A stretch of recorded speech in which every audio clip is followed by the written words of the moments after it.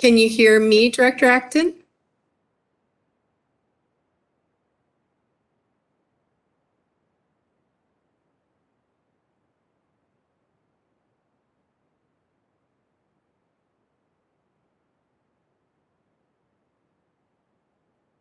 Have we lost Director Acton? Thank you, Madam Chair. We are live, and I don't believe so. One moment, please. Okay, thank you.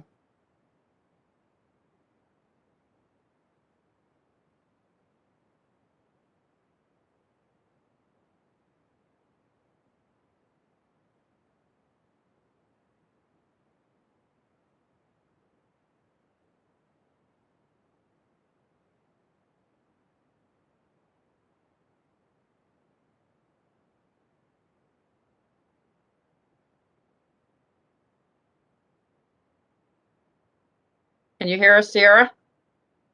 Okay. All right. Person?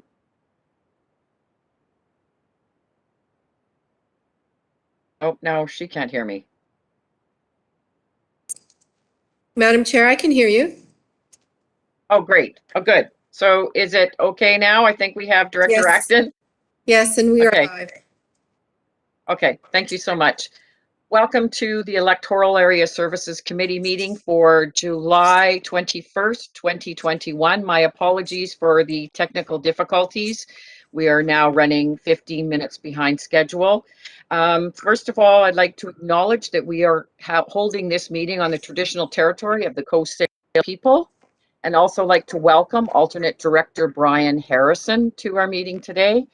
And we're pulling our 5, and we have 3 supplementals for our 4, I believe, which is Pritchard Road. So we have an email from Nancy Ross and Joe Murphy, an email from Jeffrey and Carolyn Whitney Brown, and an email from Carrie Talbot. And we also received 4 emails for our 6 and 2 for our 7. Is there anything else, Ms. Harrison, that I'm forgetting? Okay, and with that, could we have an approval of the agenda, please? Moved. Second, all in favor? Opposed, if any? Motion is carried. Thank you so much. And adoption of the minutes, Ms. Harrison? Thank you, Madam Chair. Recommendation before you is that the minutes of the Special Electoral Area Services Committee meeting of July 7th, 2021 be adopted. There's a mover. Second, all in favor?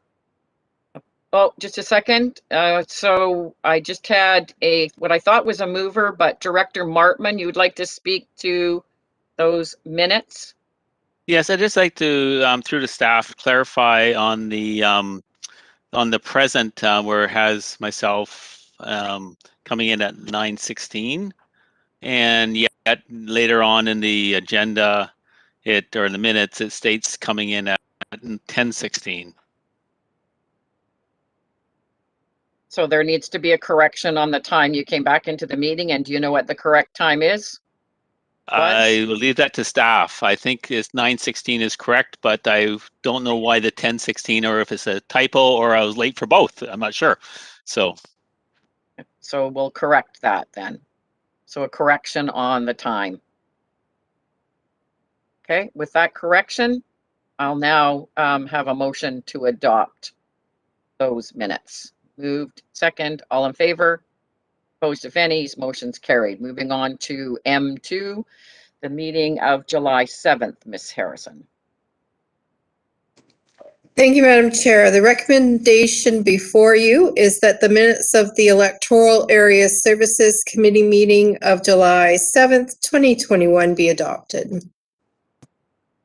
Moved. Second. All in favor? Opposed, if any? Motion's carried. Moving on now, is there no business arising? Public input period, please, Ms. Harrison. Thank you, Madam Chair. There is none. Okay, we move now to actually information. Moving down to information, IN1. Thank you, Madam Chair. Item N1 contains two pieces of information. One is the Electoral Area D Couch and Bay Advisory Planning Commission minutes from June 17th, 2021, and the other is Electoral Area C Cobble Hill Community Parks Advisory Commission minutes from June 28th, 2021. Thank you. Any questions on that information? Seeing none, we'll move on now to reports. R1, Ms. Harrison.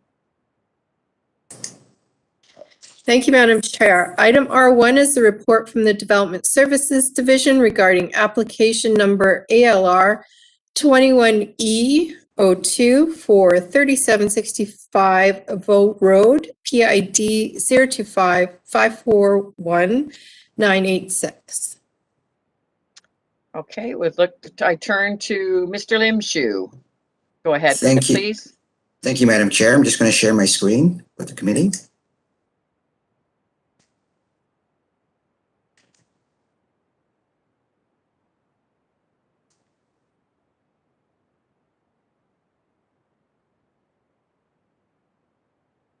Can everyone see that? Excellent. So as mentioned, item R1 relates to application number ALR 21E02. Property is located at 3765 Voe Road.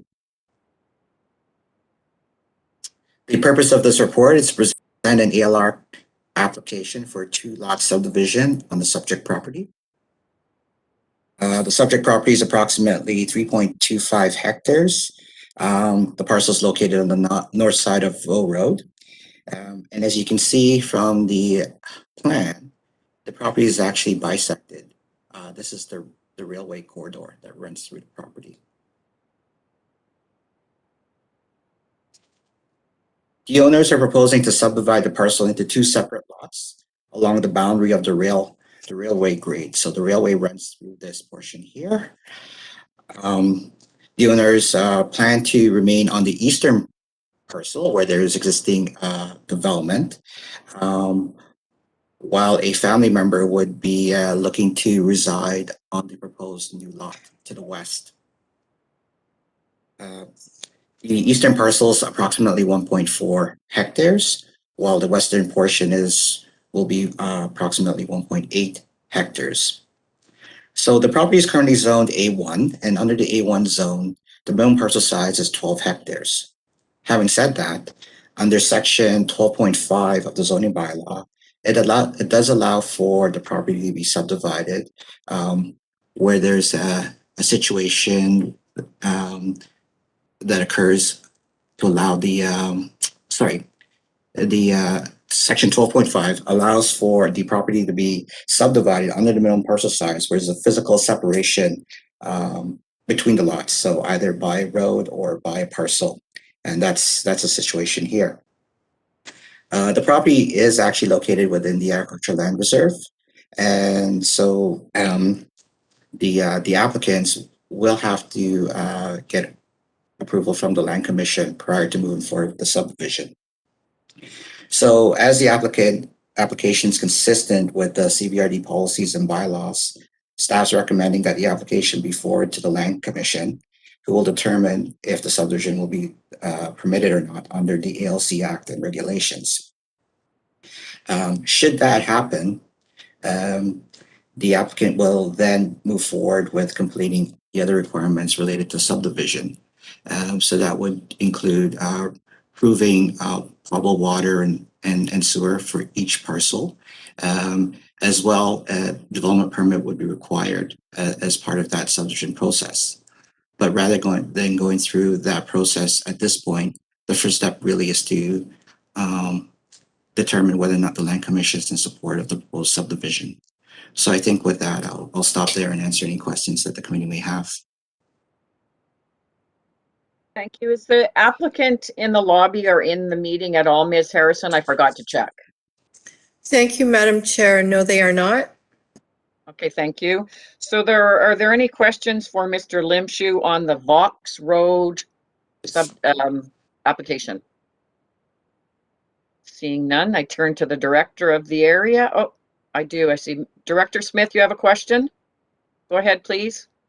I'm not sure if I have a question, but I know that we recently received information from the Agricultural Land Reserve and Commission regarding subdivision of the land that creates smaller lots, which then increases the cost, the price of ALR land.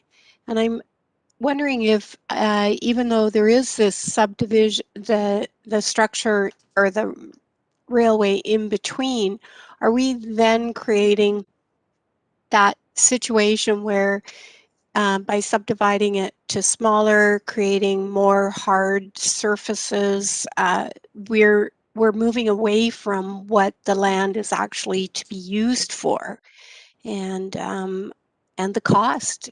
So I just was kind of wondering if there was any thoughts on that from staff. Mr. Limshu, did you get all of that? I think. I believe so. I believe so. I think the simple answer is yes. When you subdivide parcels from larger lots to smaller ones, certainly it does increase the amount of hard surface on the site, because as you create a new parcel, the new owners will most likely want to build houses, barns, and so forth, which again increases the impermeability on the soil, as well as potentially impacting the amount of usable lands for agricultural purposes. Now, as stated in previous meetings, staff are not experts, or we're not expert agrologists, and that's why typically the recommendation is to have the application move forward to the Land Commission for the professionals in that agency to determine whether or not it's appropriate to move forward with the proposed application, whether it's a subdivision or exclusion. In this case, it's a subdivision. Once that determination is made, then certainly becomes a more technical exercise to ensure that the land is serviced appropriately to allow for the subdivision to occur. Okay, thank you. I turn to Director Martman. You go ahead, and then I'll turn to Director Nicholson. Go ahead, Director Martman. Thank you, Chair, and through the staff. I just wanted to have some clarification on the DPA, on the reference you made to the development permit applications. And how would those apply if this is a farm-related business, or with this farm status in place? Would those DPAs still be coming through, or would that be something different? No, that's correct. So assuming that the Land Commission does allow for the subdivision or support the subdivision as proposed, the applicants would then have to fulfill a series of conditions through their what's called a PLR, preliminary layout review, which the Ministry of Transportation issues to the applicant. Part of those requirements would be to fulfill all the CVRD's requirements. In this case, it would be going through the development permit process. So the 3 development permit areas that this property are subject to include riparian area regulations, DPA, agriculture DPA, and wetland protection DPA. And so we would be working with the applicant to ensure that they address the guidelines under all those development permit areas. Okay, I turn to Director Nicholson. Go ahead, please. Thank you. This is a really challenging application because this is in the Cook Silo watershed. And as everyone knows, we are having significant water issues in the Cook Silo watershed. So if you want to farm this piece of land, you would need to get a water license from the Ministry, from Flynn Road, Ministry of Forest Lands and Natural Resource Operations, in order to water your whatever you're growing or your livestock, and they are not currently giving out licenses to do that. So really agriculture isn't on the table anymore, unless you can create enough storage to do it yourself. From the issue of watershed protection, it would be much preferable to really make sure we look after these wetlands and keep all the trees standing. So development isn't the most ideal, further development isn't ideal. On the other hand, a small residence with done sensitively would be the lesser of all the evils, probably, as far as making use of this land, because I sympathize with the owners of the land not being able to use that side of their property. So I really am trying to think hard. Our regulations, if the land is developed, we currently don't have modernized regulations that are going to provide a lot of support for water management in the Coxsila. The agriculture land reserve regulations are not geared to water issues. So we're not in a very good position right now to be entertaining these applications at all. However, I am wondering, I have a question for staff. When and I'm just recognizing that we've had several of these in electoral area E in the Coxsila watershed recently, and I'd like to be consistent on how we deal with them. I am wondering if there's been any conversation with the Agricultural Land Commission about the Coxsila watershed and the water issues, or when we send one of these applications to them, if there's an opportunity to advise them of our concerns about the Coxsila watershed and the fact that our regulations aren't really keeping pace with the changes to the environment that we're seeing. So that's a question. Mr. Limshu.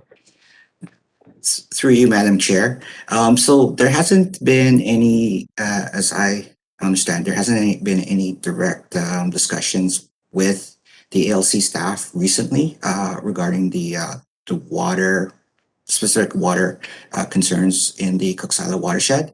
And I think it depends on which staff person at the Land Commission you talk to. Some are, I know that in previous discussions when I first started working for the CVRD, it seemed like there were certain staff that were at the Land Commission that were aware of it.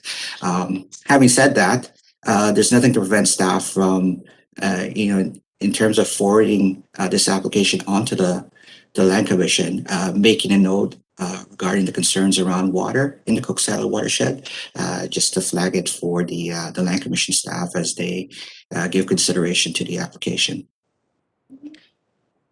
Follow up, Director Nicholson, go ahead.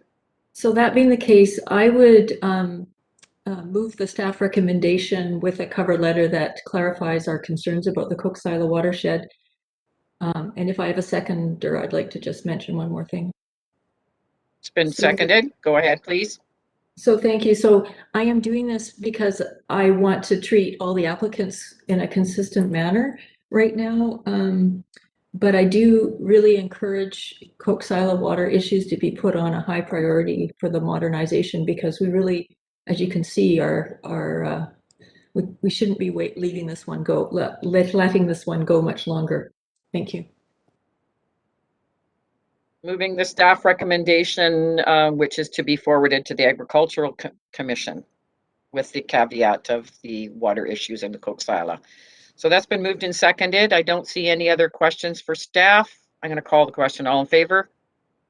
Opposed, if any? Motion is carried. Thank you so much. Moving on now.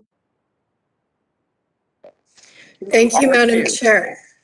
Thank you, Madam Chair. Item R2 is a report from Development Services Division regarding application numbers SA20A03 and DP21A02 for 911 Whitaker Road, PID 000328197, and the applicant is in the lobby.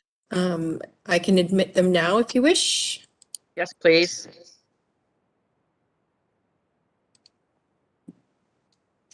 They are joining us with a phone number. Okay. The 02 at the end. That is correct, Okay. Madam Chair. Okay, go ahead, Mr. Limshu. Thank you, Madam Chair. I'm just going to share my screen.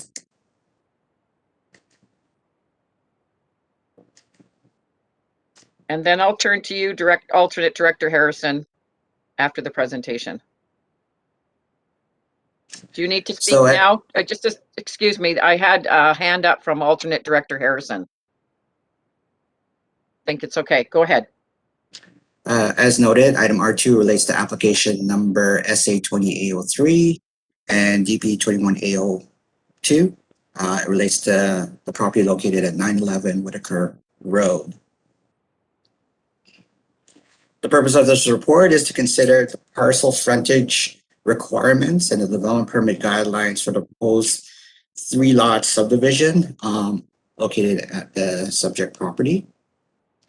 The parcel is approximately 6.8 hectares or 17.1 acres for those who are still working in the Imperial. As you can see on the map before you, the frontage, the current frontage for the subject property is fairly limited along Whitaker Road.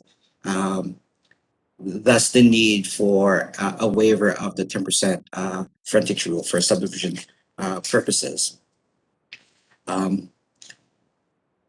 Looking at the proposed subdivision closer, the proposed width of the panhandle areas are actually still fairly wide. They range from 20 meters to 12.4 meters. And so just as a point of reference, 12.4 meters is greater than half a road right of way. A typical road right of way is approximately 20 meters in width. And so generally when we review these applications for the 10% frontage waiver, we give consideration to the proposed width to ensure that there's enough room to construct a proper driveway within the panhandle area, and that sight lines can be maintained both entering and exiting the proposed lots. As noted, the property is also subject to the riparian area protection regulations. The applicant, as part of the submission, has submitted a wrapper report to support the proposed development. The wrapper report speaks to the water courses that currently exist on the property. So as you can see on the site plan here, there are basically two tributaries. There's one on the west side, one on the east side, and then there's Spectacle Creek that runs through the lower portion of the property. Within the wrapper report, there are recommendations with respect to the stream side protection area setback. The qualified environmental professional is recommending 10-meter setback for the tributaries. And then for the SPIA along Spectacle Creek, it ranges from 15 meters to 19 meters setback. The other thing I should point out when considering the proposed subdivision through our zoning bylaw, in creating the parcels, the zoning bylaw stipulates that the applicant cannot include the area of the water courses, nor can they include the area for the panhandle access in determining the minimum parcel size. So as you can see on the calculations for each of the parcels, we'll take Lot 1 as an example. The proposed parcel size is 2.4 hectares. However, because of those requirements under the zoning, they've had to subtract the area for the panhandle access and also subtract the area for the water course, leaving them with a proposed minimum parcel size of 2.25 hectares. And so that exercise has been conducted for the other two parcels as well. So I think with that, I'll stop there and answer questions from the committee.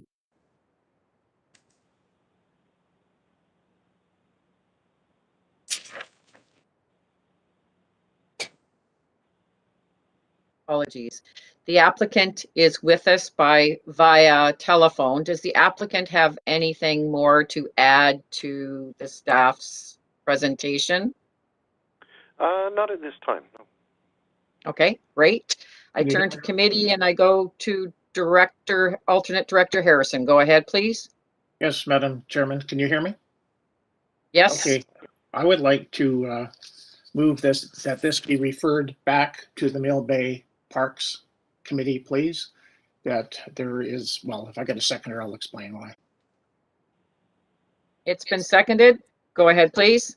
Okay, there was a Malahat Trail proposal that runs close to that property, I believe on the east side. And the report didn't contain any mention of the Malahat Trail. And Director Salmon requested that this go back to the Parks Committee to have a look and see whether they still want to, pursue that trail or whether they should move forward with it. So he's asked that it be referred at this time. Okay, Director, Mr. Limshu, go ahead, please. Through to you, Madam Chair. With respect to the park dedication, Section 510 makes provision for 5% parkland dedication. In this particular case, given the size of the properties, that section of the Act does not apply. So there is the applicants are not required to provide any park dedication through the subdivision process. So I just wanted to make sure that the committee is aware of that. Understand that. Okay, so this is a referral to go back to parks, but parks don't necessarily have anything to do with this application when it comes to, okay, and so, okay. It's a referral to go back to parks, and it has been moved and seconded, and I turn back to alternate Director Harrison. Yes, I think it's still important that they have a look at this to see how it'll fit with the other plans or areas that on the Malahat that would fit into the Malahat Trail. So I think it would be good just to go back there and let them have a look at it as well. Okay.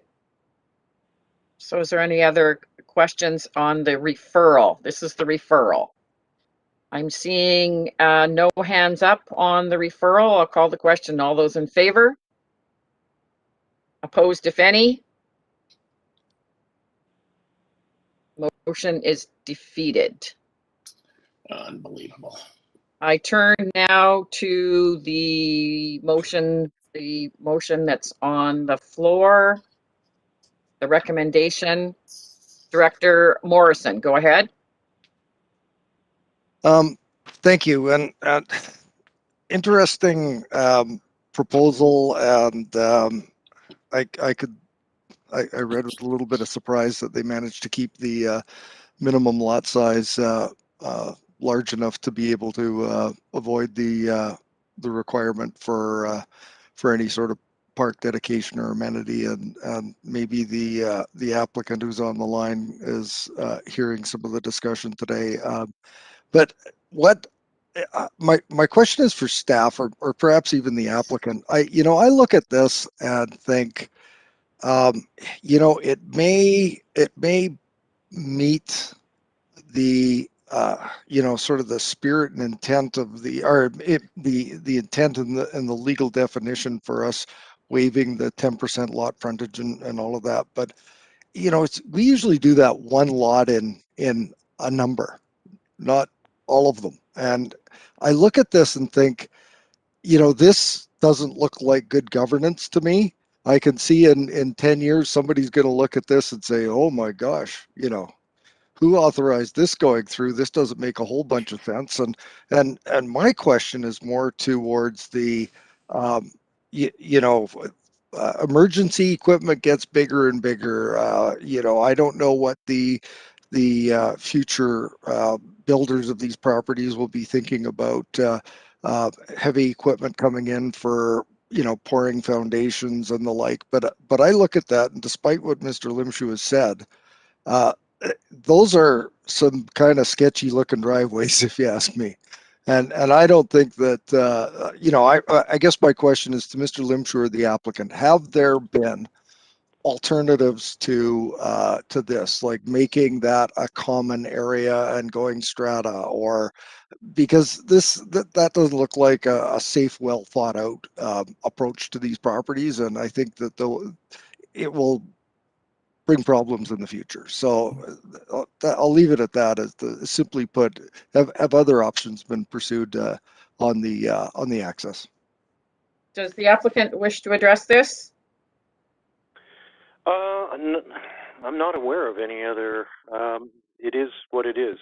It was created, legally, and it's just the way it is. The frontage is limited. Okay, Mr. Limshu, go ahead, please. Yeah, I think the only thing I guess I can add to the fact is with respect to the existing driveway that services the property today, there's one driveway that basically meanders up the hillside, and there is recognition around the challenges of the topography. The one of the conditions that the Ministry of Transportation has is requiring is that if the applicants want to maintain and improve the existing driveway, they can do so. There would be an easement registered over the 3 parcels to ensure that the access is maintained in perpetuity, which is probably a better scenario than trying to create 3 individual driveways going up the hillside. So there is, to answer your question, Director Morrison, highways is, and the approving officer is given consideration to access to service those lots. Okay, I turn to the alternate director of the area. There, I see that we do have option 1 and 2. I don't see any other hands up. Questions? Madam Chair, Oh, sorry, yes, I did. I did have my Yes. hand. Yes, Director Wilson, go ahead. Sorry. Yeah, I'm a little bit confused here, and maybe I can get some clarification. I've heard many, many times that that we have expert staff, and that they know exactly what they're doing, and this is the case here. That the applicant has crossed the T's and dotted the I's. The staff have come forward with their opinion as to what should be done, and yet we're still which way we're going to go. We're either going to believe the staff or we're not. So why all the contradictions that's going on here? Not a question, more a comment. Director Acton, go ahead, please. Yeah, I guess I'd like to understand a little better where the confusion was for Director Salmon on the Parks Board having the parks dedication with these properties. So where is it in their OCP or bylaws that it's stated differently? Alternate Director Harrison, would you have some background on this? Go ahead, you're on mute. There was a report done by the Parks Committee a number of years ago, which identified a trail that they wanted to see go through there so you could go up the Malahat and then also join on to Spectacle Lake. This seems to be part of the land, and it did mention at that time that there were some private lands also that they would have to negotiate with in order to make this a possibility. So he's contending that there is an opportunity here to possibly talk to the owners to see whether we can find some way to get that trail started. Right now, or at least it was going to be put together by going through a number of properties, and as they came up, they would negotiate with those people in order to make it complete, and then also eventually get onto the BC Hydro right away. So that's where that one came from. And he's concerned that if this goes through, then that precludes that from occurring. Okay, thank you. I turn to Director Morrison. Go ahead, please. Well, perhaps we can get some clarity on this right now and see if we have someone from the Parks Department that might be able to shed light on possibilities and possible routing on this, and we wouldn't have to delay this application moving forward any further. Do we have any park staff that might shed some light on this? Ms. Cheroff. Thank you, Madam Chair. I'm obviously not a member of the park staff. Mr. Farquhar is currently away right now, but we did have a conversation about this particular location and aspirations for trail planning in the area.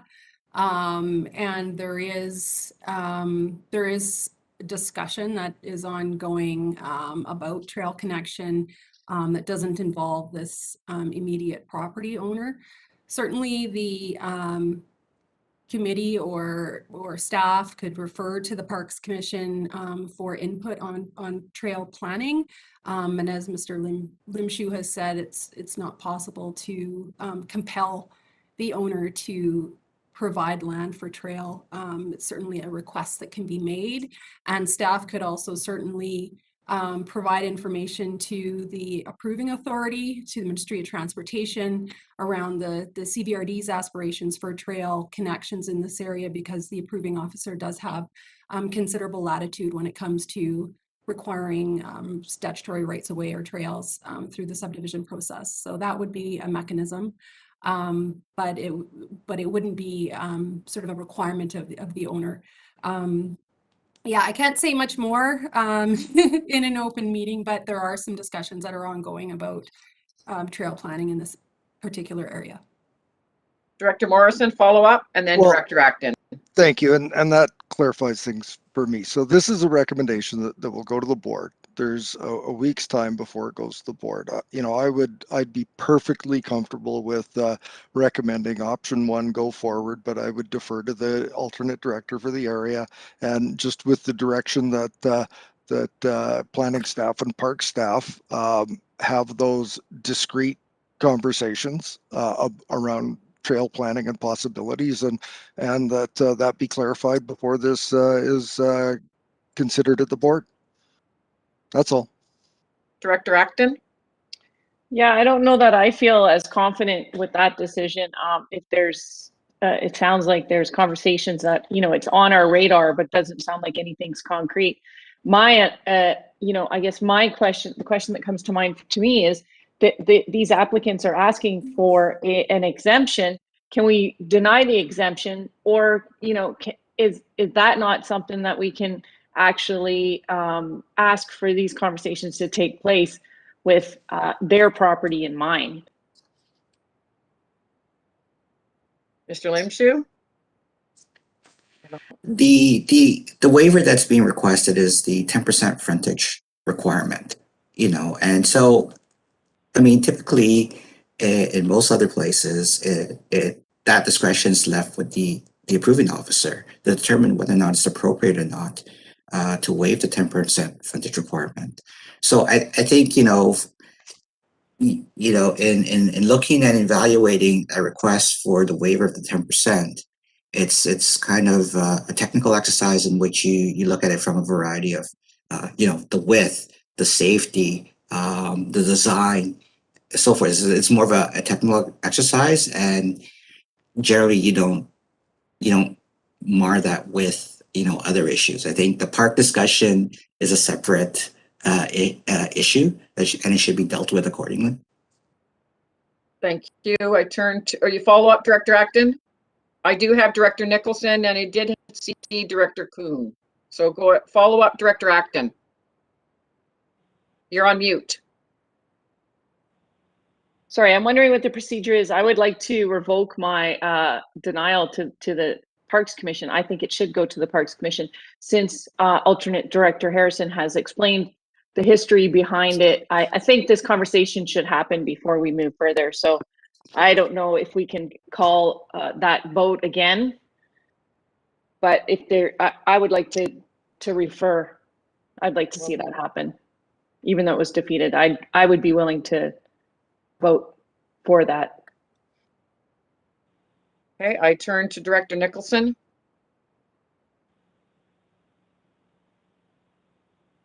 Well, is that a question for Ms. Harrison? Ms. Harrison? Thank you, Madam Chair. It is the board's privilege to reconsider Okay. the motion. So if committee wishes to put forward an alternate, that would be fine, but we can't reconsider something that's already been voted upon. Madam Chairman, Thank you. point of clarification, I'm not sure that that's the case. I think that under Roberts, you can reconsider a motion as long as no action has been taken on it, and no action has been taken on this particular motion. So I think to reconsider is, or at least to re-vote on it or reconsider the motion to refer, can be reconsidered under Roberts, which I think are still the rules that CBRD operates under. Ms. Harrison? Thank you, Madam Chair. Through you to alternate Director Brian Harrison. We're talking about board privileges, not committee privileges. Okay. And Director Acton? Thank you. Then I have another a different motion. My motion Okay, would I'm be going to- slightly I'm different. going to- Okay, I have people frantically waving their hands. I have Director Nicholson and Director Kuhn, and then I'll come back to you. Director Nicholson, go ahead, please. I'm sorry, I was just seeking clarification on the, I heard that Ministry of Transportation was thinking about keeping the improving the original driveway and not doing 3 separate driveways, or who actually makes that decision? I'm completely unclear now what we're talking about on this variance request. If we approve this variance request, it means that they can do it if Ministry of Transportation is okay with it, or how do we push it to retaining an improved old driveway and not have 3 different separate driveways? You do have options on your committee on this report as well, right? So you do have those options. Go ahead, Mr. Lemshu. So the waiver that's being discussed relates to the proposed subdivision that was shown, that's included in your package, and that was shown in the presentation, the 3 proposed lots and the way they're configured today. The act requires that each parcel should provide at least 10% of the perimeter should be provided for frontage. In this case, they can't meet that requirement just because of the way the parent parcel is configured. So what happens is that, again, when you consider those waivers, you got to consider that each parcel should be able to provide for its own driveway, when push comes to shove. And given the width that's being proposed, there's adequate room for the developers to do so.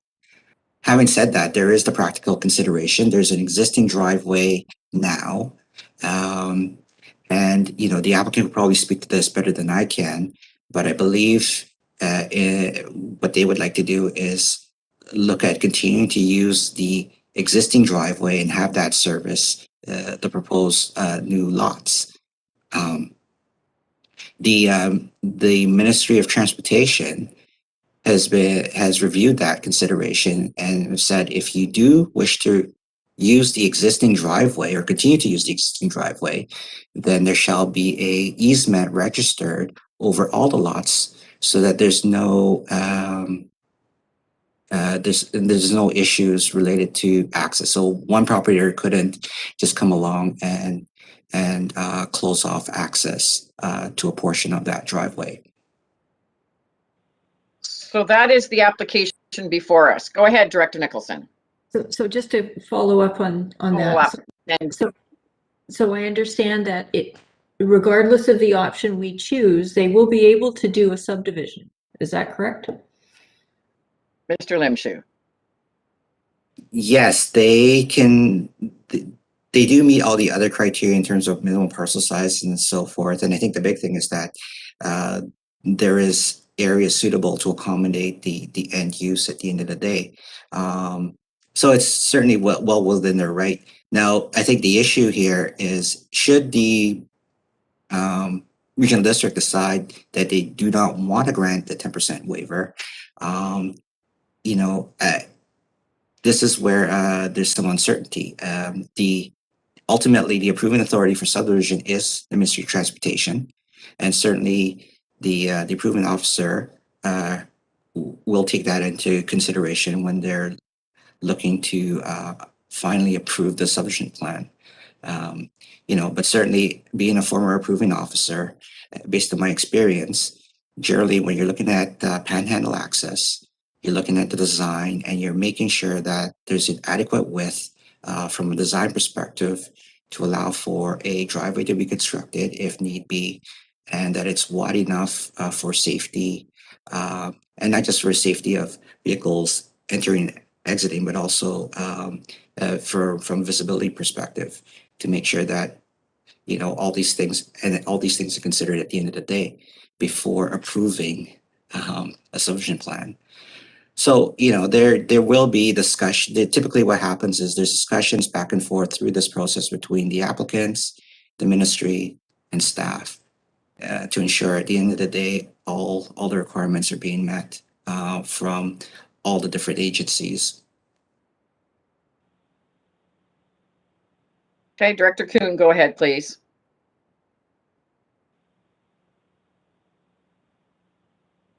This is just another example on how we try to, in bits and pieces, dissect an application and with a obvious purpose to try to kind of deny it. I find it unbelievable that we're trying to chisel this thing. It's not a very complicated application. It's a little bit unusual, I admit that, but it's not that complicated. So let's just go with it and let the ministry and our staff department and the applicant come to a result about the driveway. We're trying to make decisions that are not ours to make, and it just annoys me. Thank you. Okay, I turn to the committee, then alternate director. Oh, go ahead, Director Smith.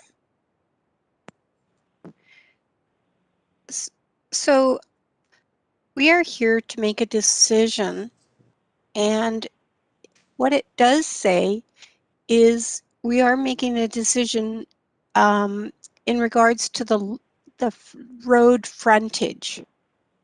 And that is our responsibility to make that decision, whether it should be exempt or not be exempt for having 3 driveways that are extremely narrow, entering onto a road, all within one space. So that is our job and that is our responsibility, and it is good governance. There's 2 options here that have been presented, and I think that based on our decision that we've been allocated, we can make a good decision.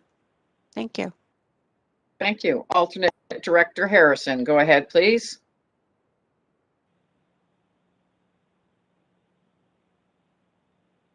Well, I guess the difficulty here is that from the perspective of the director and the parks, to get back to that for half a second, is that the report from the staff did not take that report for trails into consideration. So that's where that came from. That's why that difficulty is there. With respect to the driveways, I suppose they can be working it out, and the best solution I'm hearing would be to have one driveway that they would share rather than 3 narrow ones. So that would be that portion of it, but it doesn't address the big concern about taking the other aspect, which is the park, potential park dedication to consideration. That's not the application in front of us. Yeah, the application in front of us is the 10% road frontage. There's option 1 and option 2. I'm turning to the committee to follow what we are here to do, and those are our options. So can we turn to that? And the parks is not on this application, and we've been told by the staff that it is not part of this application currently. So we have options that are given to us by staff, and I turn to the committee. So Director Acton, go ahead, please. Hi there. Thanks. I do feel for the community and the Parks Commission being the representative to the community for what they feel like would be a conversation that they want to have. So I don't see the harm in us referring this back and allowing those conversations to happen. Otherwise, I don't think they will happen. And then we miss the opportunity. And it sounds like that's our role. That is not, sorry for the interruption, that is not the application in front of us. And so this is what we know through all of the workings that we have done. Go ahead, Director Smith. So I have a question from staff. If we recommend option 2, and it's that the minimum parcel size that does not be exempt, does that then bring it back to the conversation of the one driveway with easements put together for the 3 driveways to come off the original driveways. So if we pick option 2, will that bring that conversation back in? Mr. Limshu. Yeah, I'm not sure I fully understand the question, but let's take a stab at answering it. Yeah, so just going back to the basic here, the discussion is really around the frontage of the proposed lots. Does it meet the 10% rule? And currently it does not under the current, that's why they're asking for the waiver. Yeah, even if they were looking at a common access, given that they're still would like to propose the 2 lots, I think we would still be having this discussion around waiving the frontage requirements at the end of the day. Yes, I don't think anything would change from that aspect. Director Kuhn and then Director Wilson. I move to option number 1. Moved. Is there a seconder for option 1? It's been seconded by Director Wilson. Okay, so option 1, could you read that, Ms. Harrison, and then we can. Thank you, Madam Chair. The recommendation before you is that it be recommended to the board, number 1, that lots 1, 2, and 3 of the proposed subdivision of PID 000328197 be exempted from the minimum parcel frontage requirement in accordance with Section 512 of the Local Government Act. And number 2, that development permit number DP 21A02 for 911 Whitaker Road, PID 000328197 be issued. I'm going to call the question. All in favor? Opposed, if any? 1, 2, 3, 4 opposed. Motion's carried. Thank you. That goes to the next board, which is what date? And even mark that down. Sorry. Director Nicholson? July 28th. Thank you. I have a question through you to staff. How can we ensure in the future that applications are discussed with parks and any sort of plans that are on paper or have been discussed by the community are considered when applications come forward? Because I think this one fell through the cracks.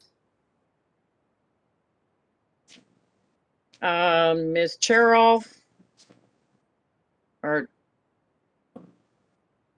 would you like to Thank you, address Madam that? Chair. I can Okay. Sure. try to respond. So when we have applications come forward for subdivision that do trigger the requirement for parkland dedication, my understanding is that those are referred to park staff and to the appropriate parks commission if there's a question around whether parkland should be dedicated or cash in lieu should be taken. If there's no requirement for park dedication, there's no reason to make a referral to the Parks Commission. And parks are not a consideration of the application by staff. Follow up, Director Nicholson, go ahead, please. Right, so I think we've heard that the community is interested in having conversations with landowners because, quite often we don't have the opportunity for parkland dedication, but there are key pieces of property often that are required. So it seems to me that we need to figure out another mechanism for ensuring that opportunities aren't lost. And so maybe we could have that conversation with parks at some point in the future, in the near future. Because I think there is a lot of, and park staff certainly don't know all the different neighborhoods in our region. And there are some really key pieces of property that we need to pay attention to as we develop, and we're certainly developing quickly now. Thank you. We turn now to R3. Ms. Harrison? Thank you, Madam Chair. Item R3 is a report from Development Services Division regarding application numbers DP 21C06 and DVP 21C02, Fisher Road and Trans-Canada Highway for PID 001-873-482 and PID 009-463-399. And the applicant is in the lobby. Would you like me to admit them? Yes, please. Director Morrison? Yeah, Madam Chair, someone just fired up a chainsaw about 10 feet away from me outside my house. I gotta go and try and put a stop to that. So if you could at least go slowly or call a 5-minute break, I'd be very much appreciative. I can't hear myself think right now. Whatever you do, I gotta go. I'll deal with that now. Thank you. Okay. So because we want everybody to hear about the application, I would call a 5-minute break right now, please. Come back in 5.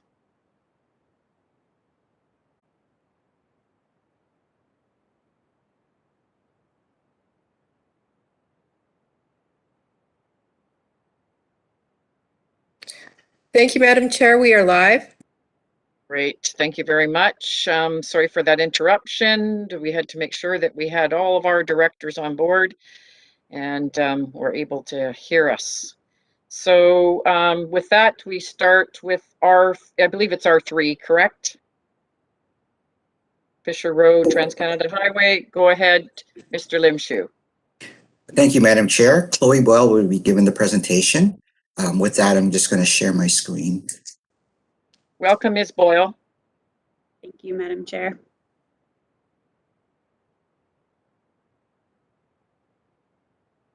Oops, sorry. Let's try that again.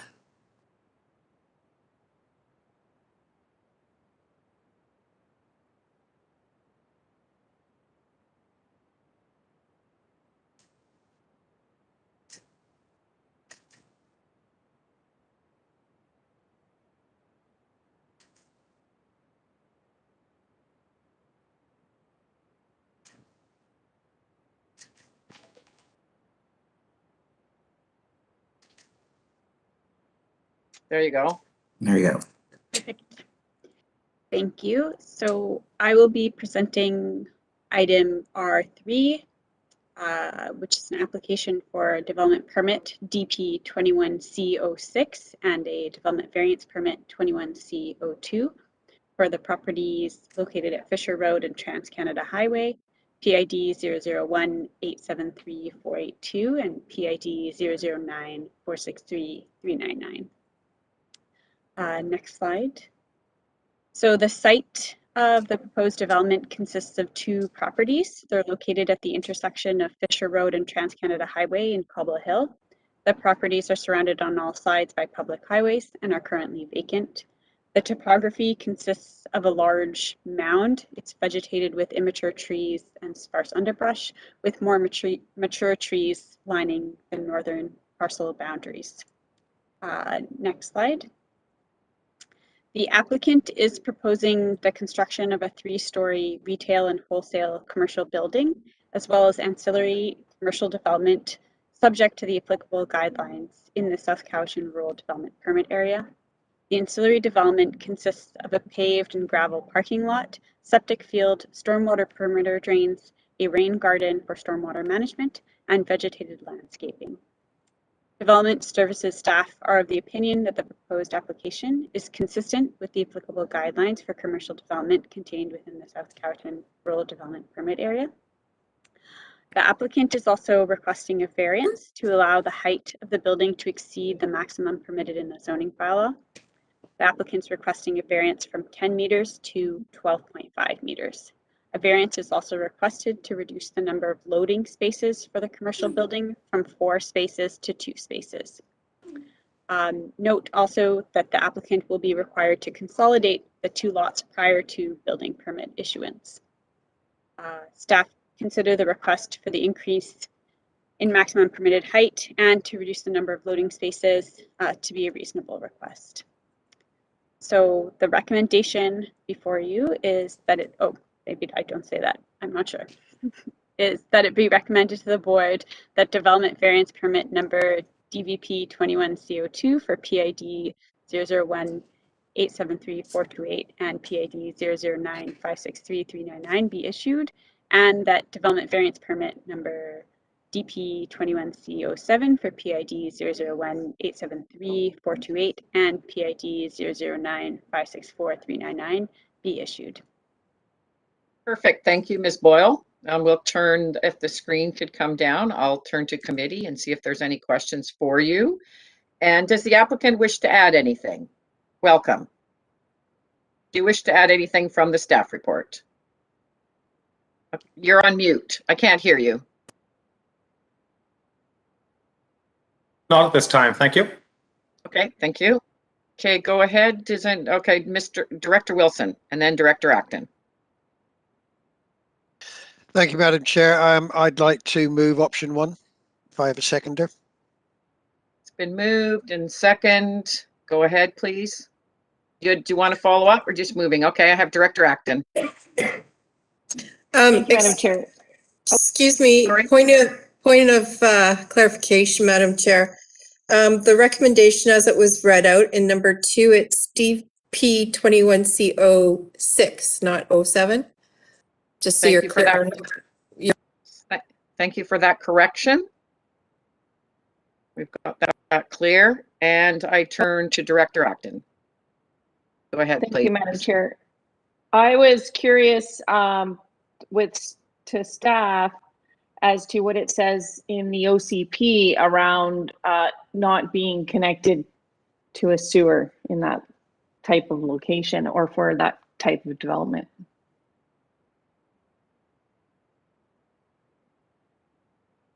Who from staff could answer that? Go ahead, Ms. Boyle. Thank you, Madam Chair, through to Director Acton.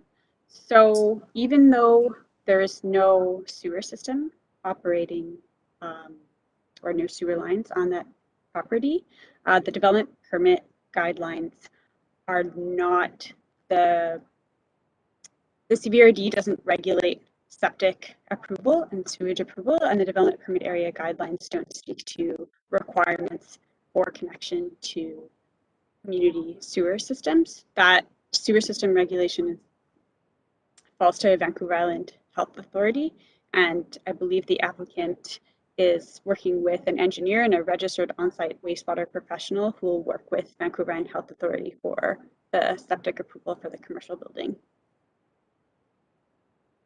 Thank you. Follow up, Director Acton. Go ahead. So is there not the Cobble Hill Improvement District? Would that not be something they could connect to, and they're not considering that, or they're just because? Mr. Dennison. Thank you, Madam Chair. The Cobble Hill Improvement District provides water service. So we have the sewer system in Cobble Hill, but it's actually in the village area. So it's a fair distance away at this point. It's possible that there might be future extensions, but at this time it's not that close. This is a retail outlet essentially, and the flows from retail are actually very low. It's just intermittent use of washrooms, a little bit of staff. It's not very much. You don't have wastewaters from things like cleaning dishes or other kinds of uses that would generate higher flows. So usually retail's pretty low level and not much of an impact. Okay, thank you so much. I don't see any other hands up. Director Nicholson, did you want to speak? No? Okay, it's been moved and seconded. I'm going to call the question. All in favor? Opposed, if any? Motion is carried, and that goes to the July 28th board. Thank you very much. Move on now to R4. Thank you, Madam Chair. Item R4 is a report from Development Services Division regarding application number DP21D02 for Lot 3, Pritchard Road, PID 005490383. And the applicant is in the lobby, and I will admit them. Thank you. Go ahead, Mr. Limshu, and I think it's Mr. Savdi. That's will be correct. taking this. Mr. Saudi will be making the presentation, but I'll be sharing my Thank you. screen. Okay. Good afternoon, Madam Chair, committee members. Yep. Good afternoon. We hear ya loud and clear. Way to go. All right. Share. Okay. Can everyone see my screen? Yes, we can. Great. Okay, so the purpose of this report is to present an application to permit a 20-unit multifamily strata residential development on the subject property located at Lot 3 Pritchard Road in Cowichan Bay.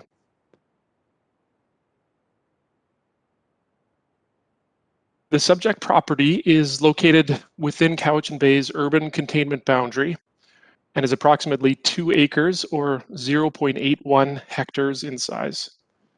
Primary access to the site is proposed off of Caspian Place, which is to the south. It is adjacent to Pritchard Road to the north, Wessex Ravine Park, a single-family home, and Caspian Place to the south, 2 single-family homes to the east, and a single-family home and Pritchard Road Trail along the west.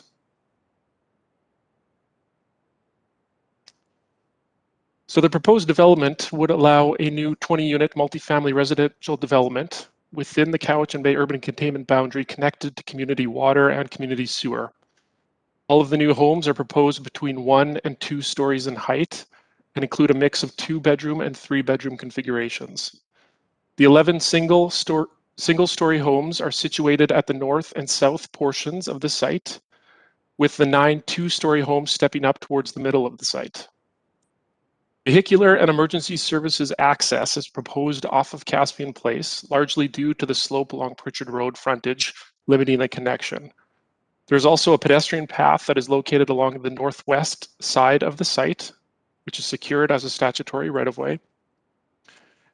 And this will allow pedestrian access through the site from Pritchard Road to Wessex Ravine Park and Caspian Place, where there is a sidewalk. The site has been configured to allow for a central spine to extend from the south to the north of the site, allowing views through to the water and mountains in the background, as you can see the photo on the right showing that view as it stands today. A stormwater management plan was submitted along with the application. It proposes to go above and beyond the typical requirements to ensure that stormwater can be managed up to a 1 in 100 year storm event. And to put that in context, typically we would require a 1 to 5 year storm event. On-site treatment occurs through a variety of rain gardens that are proposed to be terraced down the slope, and an oil water separator installed prior to the stormwater entering the storage facility that's also proposed on site. The storage facility will buffer the release of stormwater into the drainage ditch, which is along Pritchard Road, to pre-development flow rates. The CVRD will continue to work with the applicant to ensure the stormwater management system is designed and built to the necessary standards prior to taking ownership of the drainage system. The proposed development meets the required zoning regulations under the Village Cluster Residential 2 Zone, CR2, and is consistent with the Village Residential Land Designation in the Area D Official Community Plan. Intensive residential and cluster residential guidelines have also been met where possible, given the site constraints and limited parcel size. The maximum density that can be achieved through an amenity bonus is proposed, and that amenity bonus is calculated at $39.23 per square meter of gross floor area when that's adjusted for inflation for 2021. So this would equal a total amenity contribution from this development of $108,745.17. And if approved, the cash contribution will be placed into the CVRD's Electoral Area D Community Parks Capital Reserve Fund. I would like to point out that under the CVRD's bylaw number 4267, which is our Development Application Procedures and Fees bylaw, and the Local Government Act, public notifications are not required for development permit applications, which this is, without a variance request. However, I would note that the applicant did go above and beyond sending out letters in early May to 9 surrounding homeowners to let them know about the proposed application and to provide an opportunity for comment or to ask questions. Through this process, a site meeting was also held by the applicant on June 22nd this year and was attended by about 24 local residents. The applicant did provide a summary of the key issues that were raised through this engagement to CVRD staff, which was included on page 4 of your staff report. The report also includes a breakdown of each of these concerns and the changes and clarifications that were made to the proposal as a result. So, staff recommend that the development permit for the proposed multifamily development be approved, subject to the conditions outlined in the draft development permit, which is attached as attachment L. Thank you, and I'm happy to answer any questions, as well as I believe the applicant is attending to answer any questions you may have. Thank you very much, Mr. Savdi. I turn to the applicant if they wish to add anything from the staff report, and then I will turn to alternate Director Harrison. Go ahead. I think it's Ms. Coors. Go ahead, please. Thank you very much. Can you hear me? Yes, we can hear you fine. Fantastic. Yeah, and typically I would just go to questions. In this situation, I found that there was some neighborhood interest. I've been the recipient as well as staff of some comments, and I think there has also been some misinformation spread about the proposed development. If it's okay, I'd just like to take a bit of time and just go through a couple of points that I want to make sure are stressed in relation to the application. So to start out, however, I would like to offer my profuse thanks to the fantastic planning and engineering staff who have assisted us to date on the many steps it takes to get to where we are today. Their assistance and advice has been most appreciated. So by way of a bit of background, the property was purchased by the owner in 2020 with the current zoning in place, which permitted the proposed 20-unit density on the property through an amenity provision embedded in the zoning, and the community water and sewer units were already secured. The project started, design process started with consideration of the environmental and critical habitat review to ensure that we had a good understanding of whatever undevelopable areas were on the site. And that was followed by the start of the layout and design proposed for the site. In a nutshell, we're really pleased with the coordination that resulted from our design team. The resulting plans consider protection of riparian setbacks on the site, maintaining a view corridor through the site, locating the one-story units closest to adjacent homes and breaking up the units into blocks to reduce the massing. We also integrated the stormwater management features on the site and designed them to be more robust than the minimum, and we worked with proposed gradings to minimize the changes to grades on the site. So these plans were well received when we presented them to the APC in June, on June 17th. So as mentioned by the planner, we had originally proposed to request a height variance for 3 of the 2-story units on block G and H. And for this reason, we had initiated some contact by mail with the immediate neighbors who would be the most impacted by the proposed variance at that time. And this initiated some correspondence by phone and email and resulted in, with the assistance of a few of the neighbors, the organization of a neighborhood site meeting, which was held on June 22nd. We had about 24 people attend. So to complete this application, I'd just like to focus on what we heard from the community, including more recently, and how those things have been addressed in our design, either through changes or provision of additional information. So regarding the height, we started the site meeting right off the bat on June 22nd, informing the neighbors that we were going to drop the height variance and work with the permitted zone heights that were on the existing zoning.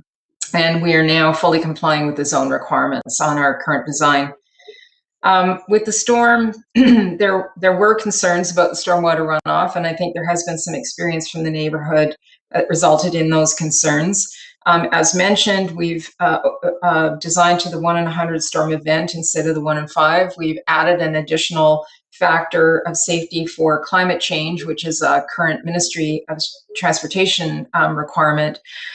We finished the driveway areas in permeable pavers to reduce the amount of hard surface And then there will also be additional absorptive landscaping materials and integrated rain gardens. But we didn't assume any reduction through infiltration and absorption, and that would again result in an even more conservative design. So the goal and the result of the design was to mimic pre-development flows with the outflows from the site. I also just want to point out that there were concerns about the capacity of the existing ditch on Pritchard Road, and I believe that that's been reflected in a number of comments. A couple of weeks ago, when this was made aware to us, we reviewed the site, and the owner will be removing the temporary driveway and culvert that were installed with a permit last year through that and restoring that section of ditch. And then the owner also wanted to do the clearing of the ditch themselves, which is not permitted for a number of reasons, including that this has been identified as streamside protection area by our registered professional biologist, which means that only the ministry can do that clearing. So I contacted Tina Rogers from the ministry, who explained that their current ditch budgets had been used and they weren't doing any vegetation removal. Again this year, and especially at this time, due to the extreme dry conditions and high fire risk. So they have assured us that they put this on the maintenance contractor's schedule for next year, and during construction we will be able to monitor the performance of that ditch during construction of over the winter months. There were also concerns about erosion and sediment control features, and I'll summarize that by saying that they were included in our existing stormwater report in a general way. We've now given instructions to McElhaney to complete the site drawings and ask them to include a sheet for erosion and sediment control so that the contractor will know what has to be installed and maintained throughout construction period. The neighbors asked about truck and traffic routes, and there were some valid concerns through the neighborhood roads, and also concerns about the impact of construction vehicle parking and storage of materials potentially on the road. So the owner did look into the potential to open a newly constructed section of V Road to the south of this property, which would have allowed access through Wilmot to the Trans-Canada Highway. We will use that link if for some reason it can be opened, but at this point in time, we're not really aware of any time date that we can commit to. So in light of that, we are proposing that incoming trucks will go through Wilmot and incoming trucks, we've divided them into two. So incoming truck traffic will go Couch and Bay Road, Glen Road, Pavenham Road. And we will, for outgoing trucks, we'll be using Wilmot and the section of V that is constructed. I also just point out that the DP has indicated that the parking and storage associated with construction will need to be all located on the site and not on the adjacent roads. There were also some concerns about, or suggestions about, landscaping materials, which we are currently considering, in particular, the addition of even more local indigenous plants that we could consider. And there were concerns about the potential that more fill is brought to the site. Initial reviews by the team have indicated this is not likely to be the case. In fact, we're likely to need to remove some of the material, not add to it. And I'm just going to point out too that in terms of how height is calculated, it's measured to existing grade. So no matter how much fill we bring on the site, the existing grade establishes the height that we can build to. So a two-story unit won't change in their allowable height, no matter potentially how much fill you bring to the site. And finally, I'm just going to point out there is some confusion about the use of the word cluster in the name of the zone, and also references in the OCP to the concept of cluster development and some of those guidelines. And it is unfortunate that the same terminology is used in those two to mean two very different things. So in closing, I note that we're most anxious to get started on completing the initial site work on the property before the late fall and winter. And we are really pleased with the quality of the proposed layout, the building designs, the comprehensive attention to environmental protection, sensitive grading, our robust stormwater management design features, the green design features in addition to current code compliance, and the high quality landscaping proposed. I also reiterate that the village residential definition in Cowichan Bay encourages ground-oriented dwellings, including low-rise multi-unit residential development like this one. It is important that we use land parcels like this wisely to provide additional density and a variety of housing types to meet the needs of all residents. In addition, a density bonus to 25 units with the proposed amenity contribution will result in an additional financial benefit to the community associated with this density. Placing this density close to, in the village area, which is close to the transit and shopping, work, and recreation, is a fundamental and appropriate objective for planning growth in existing communities. So I want to thank you for the opportunity to provide this additional information today, and I ask you for your support of this development application, and I am available for questions.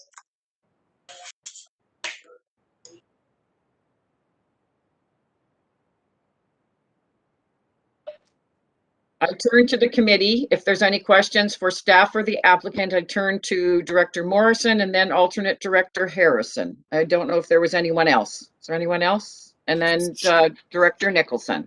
Go ahead, Director Morrison. I'm prepared to yield the floor and make a motion when questions have been answered. Alternate Director Harrison, go Yes. ahead, please. Yeah, just curious, are we anticipating this would be an adults only facility?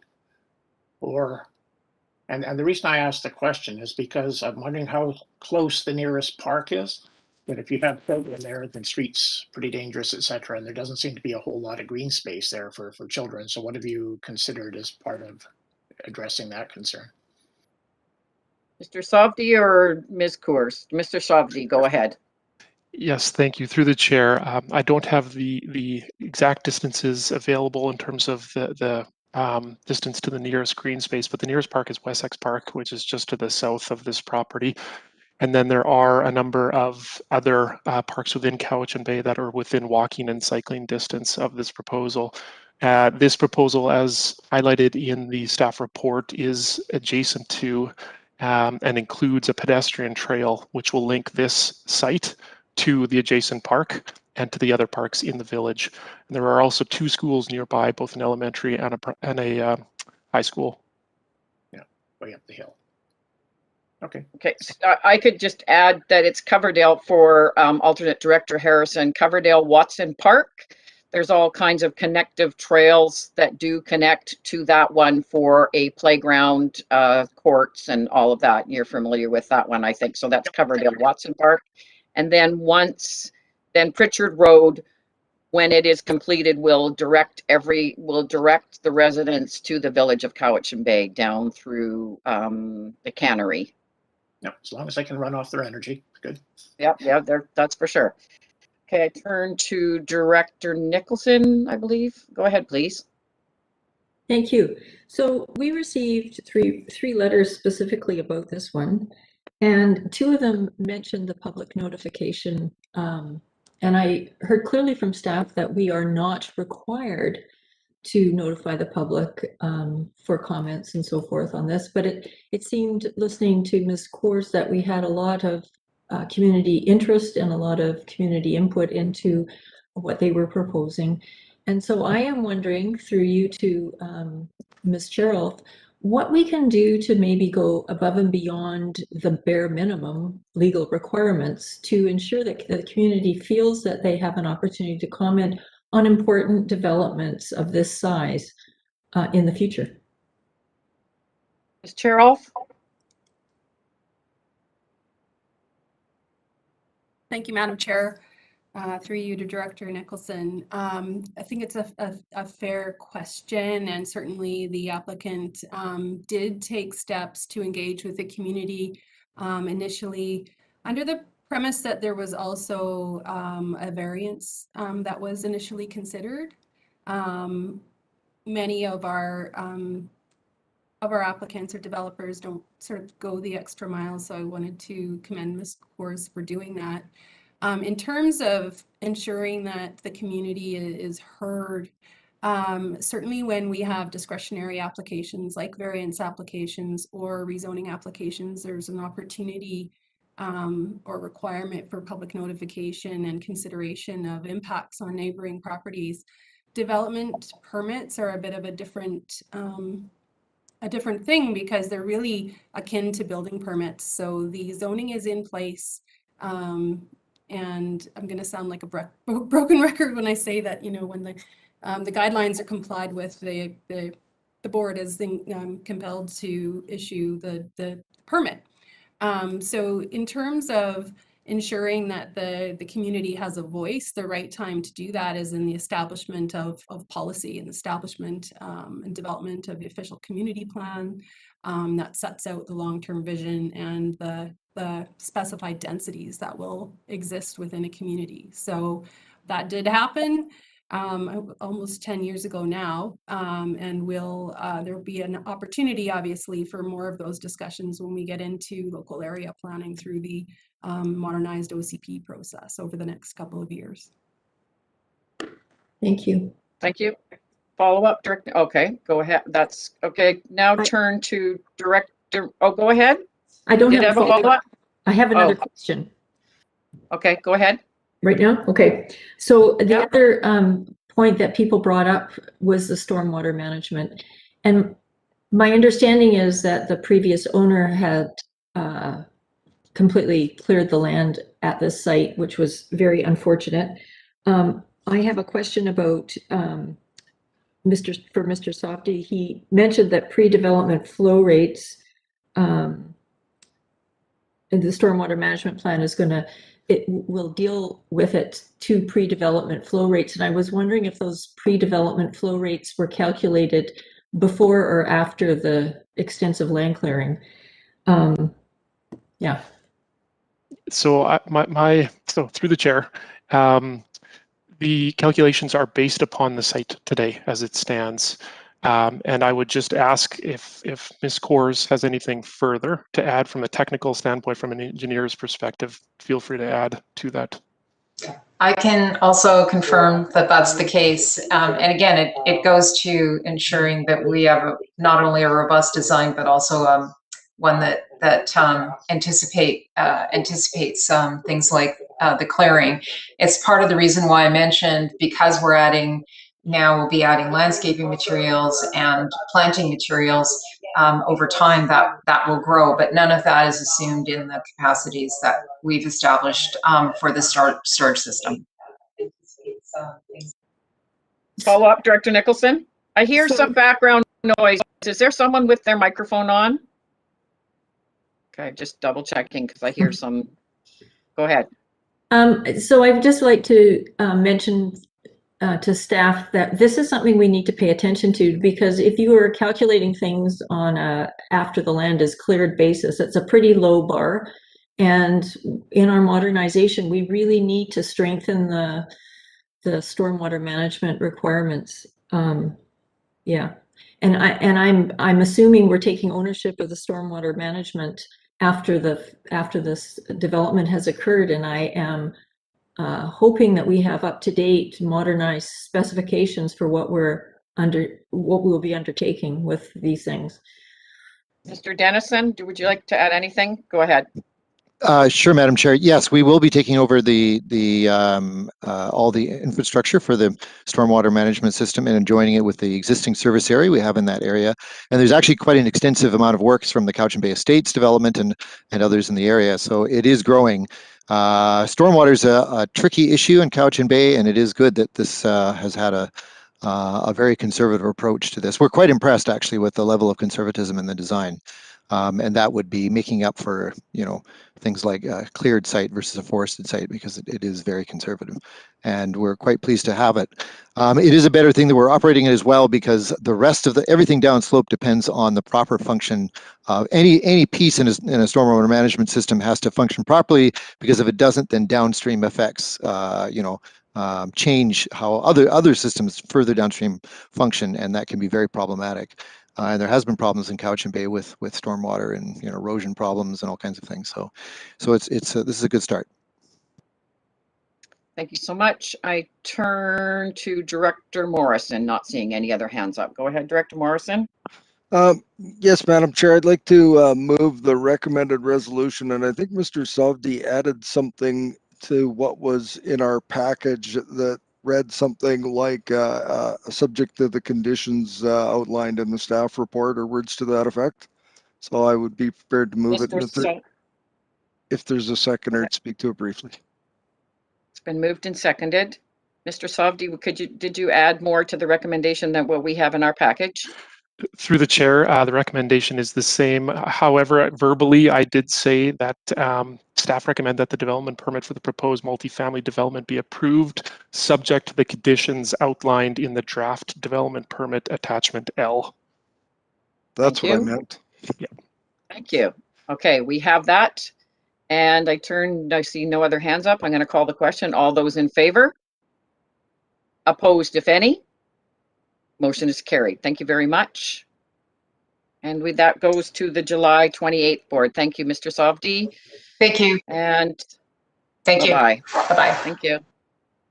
Turn now to, it's R4, Ms. Harrison? Or that was R4? That was R4, Madam Chair. The next item is R5, and it's a report from the Development Services Division regarding development application number DP 21E. That one was pulled, sorry. That one I believe is pulled. Okay. R5 is pulled. We move to R6. Thank you. Excuse me, Madam Chair, why was R5 pulled? Through you, Madam ahead. Chair, to Director Kuhn, because the applicant withdrew. So the applicant withdrew, and I think this one will go for a while. Do we want a 10-minute break or carry on through this one? Yes, no, we did have a short break. Okay, 10 minutes, come back in 10 minutes.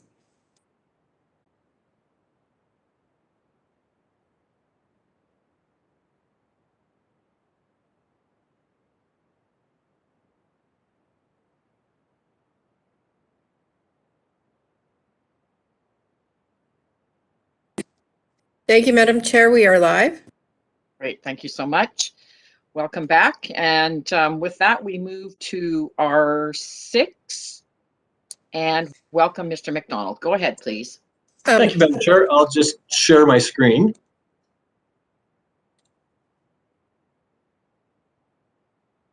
Ms. Harrison, did you need to present this or did I Thank you, Madam Chair. I just wanted to advise that the applicant, Raymond Lamb, is in the meeting. Thank you so much. Okay, thank you, Madam Chair. So before you was a soil deposit permit application for a Type C permit, and it's located at 1800 Souk Lake Road.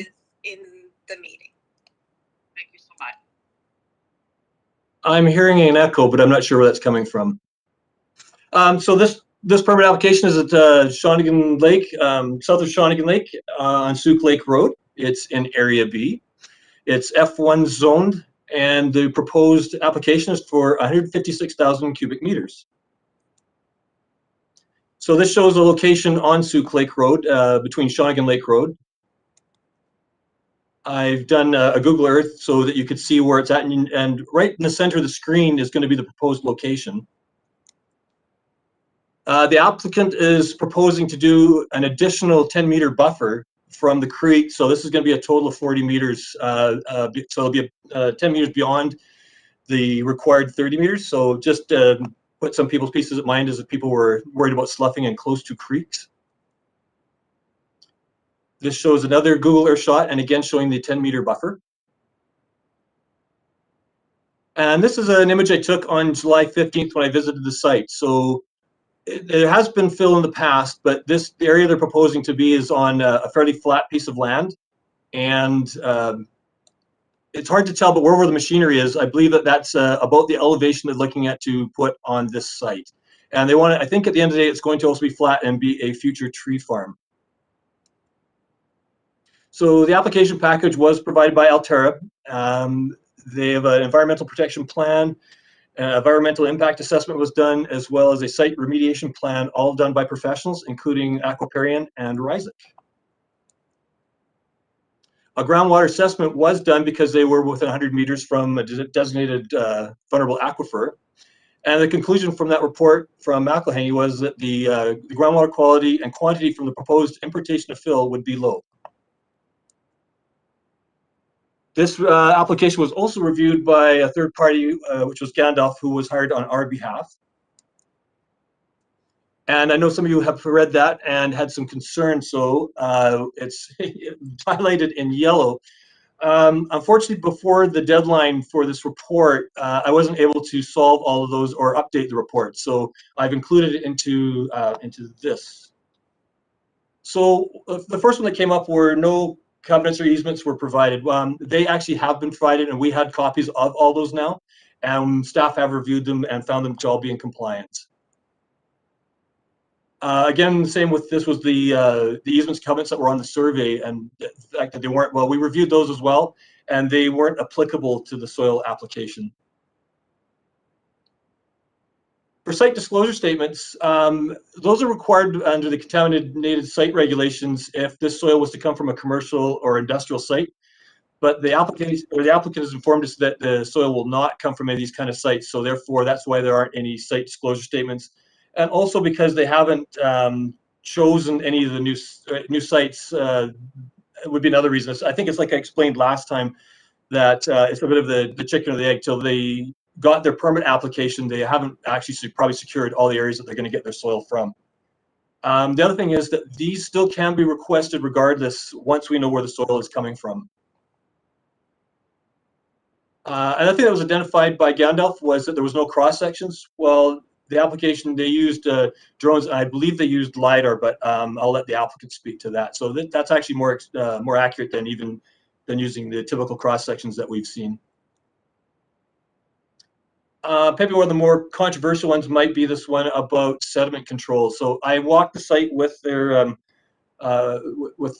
engineer, and also had a conversation with Gandalf. And that's why if you read the report, the updated report did say, and I'm going to quote Gandalf here, was the suggested measures are signed off by a registered professional and therefore meet the requirements of the bylaw. And also Aquaparium will be here to clarify this if required. So that said, the recommendation is that the soil deposit permit SDC 2102 PID 028748701 be issued. And for questions, we have Sarah Bonnie here from Aquaparium and Raymond Lamb from Alteria. Thank you.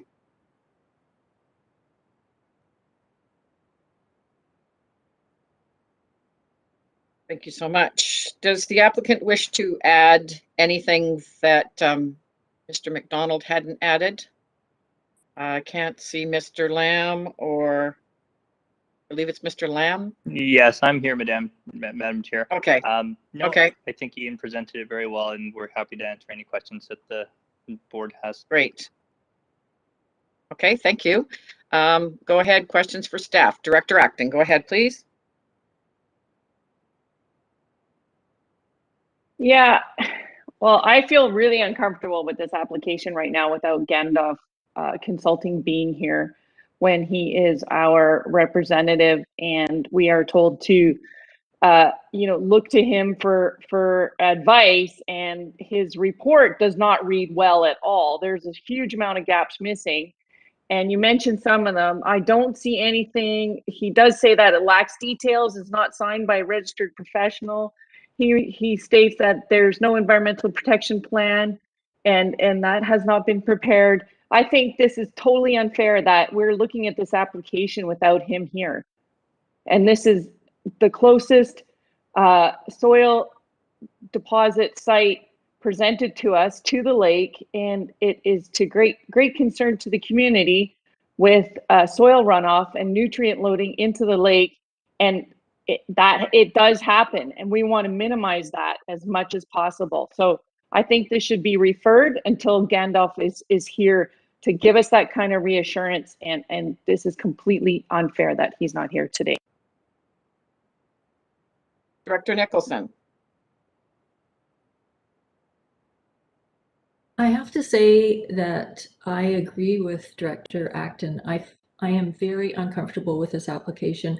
I read R6 and R7 side by side, and I looked at both of them, and there's a stark difference between the two applications. This one is very short on detail, and I understand that now it has been signed off by professionals, but that doesn't give me a lot of comfort at this point because I don't really feel that the questions have been adequately answered. The environmental, in particular, the environmental assessment and management plan regarding the siltation and stormwater management in the long term is really weak.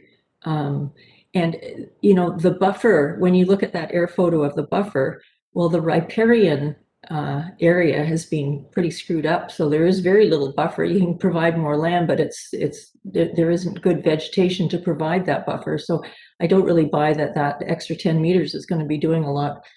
I would really like to refer, and I would like to move to refer this back to staff for further work. It's been moved and I seconded. second that. Refer back to staff. I need more direction. I understood that somebody wanted to have, Director Acton wanted the consulting company available. I don't know what your staff needs to know what you're referring exactly. Well, I am in particular concerned about the environmental assessment and management plan. And I can certainly support having Gandalf here at the next meeting to provide, they should be able to look at further information and tell us what they think at that point. That's fine with me. Mr. McDonald, go ahead, please. Through you, Madam Chair, I'm not seeing the name on my screen, but Sarah was supposed to be here to be able to speak on behalf of Aquaparian to speak to that point. Ms. Bondar? Hello, it's Bonner, but Bonner? I'm not quite. Yeah. Bonner. Bonner, Can you hear me go okay? ahead. Yes, go ahead, please. I'm not sure if it sounds like you almost didn't see the final version of what was submitted. So the erosion and sediment control plan was also reviewed by Rcmp Geotechnical and McElhaney Engineering. The site is primarily going to be on top of an existing fill area with a small area of extension at the toe. Fill sites are active until they're completed with final grading. So by their nature, they are dynamic until they're complete. So the erosion and sediment control completion at the end of it will be a stable site. During fill, it'll be continually added to, so somewhat reactive in the changing site conditions. But the plan to move it forward was to do it in small, manageable increments, stabilize those small areas, and then add the next area, and so on, until the site was complete, with additional monitoring during the fall season, and so on. Okay, thank you so much. So this referral, now do you have any more questions, Director Nicholson, or you're still referring it back to staff with, go ahead. Well, I would like to still refer it back to staff. I don't see a surface water monitoring plan in here. Ms. Bonner, is there a surface water monitoring? Mr. McDonald? We didn't specify a schedule of monitoring, but we can certainly write that up. We discussed it with Altera that it would be a requirement. Thank you. Any other? Go ahead, Director Nicholson. So I guess my issue is that we're being asked to approve a permit without any details, and I find that really problematic. Okay, is there anybody else that wishes to speak on the referral? Madam Chair, may I speak? It's the applicant. Go ahead, please. Yes, we've went to great lengths to complete the application in accordance to the bylaw requirements for the application, and there was no specific requirement for a specified monitoring plan at this time. But as Sarah indicated, we will continue to work with Sarah and McElhaney and Rcmp as our designated consultants throughout the process. Thank you, Mr. Lamb. Anybody else wish to speak? I'm going to call the question on. Go ahead, Director Acton.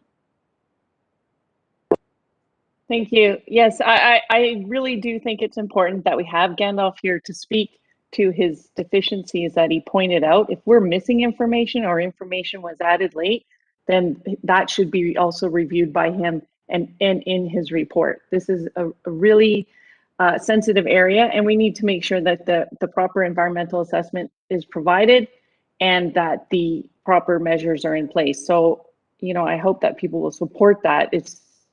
I think we need him here to answer the questions and to give us that kind of reassurance when we're told that we don't have that kind of expertise, that we need to have a third party provide that, and then for him to not be here is problematic. That's why I understand why Ms. Bonner is here. Okay, I'm going to call the question on referral. All those in favor? 1, 2, 3, 4, 5. Opposed? Motion is carried. Did I get that right, Ms. Harrison? Okay, thank you. So that will go back to staff referral. Moving on now to R7. Thank you, Madam Chair. I will share my screen again.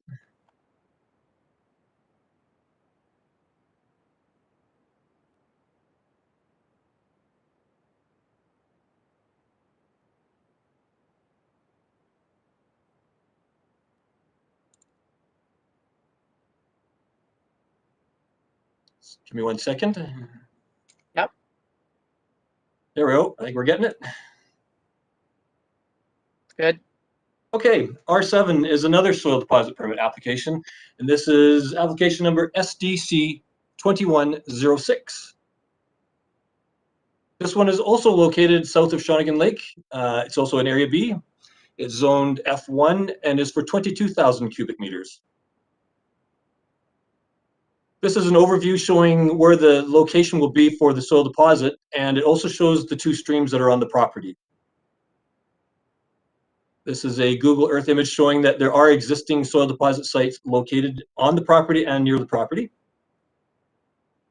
This other day I went down there and took this picture. So this is showing the proposed area for the soil deposit. So it's a fairly flat piece of land that has had a previous soil deposit on it. This application package was complete and it was provided by Westbrook Consulting, and they also had Cascadia Biology Services as well as Rcmp Geotechnical. Lowen Hydrology provided us with a groundwater impact assessment, and the report concluded that if operating plans and procedures are maintained, the soil disposition will not be a threat to the local water aquifer or quality.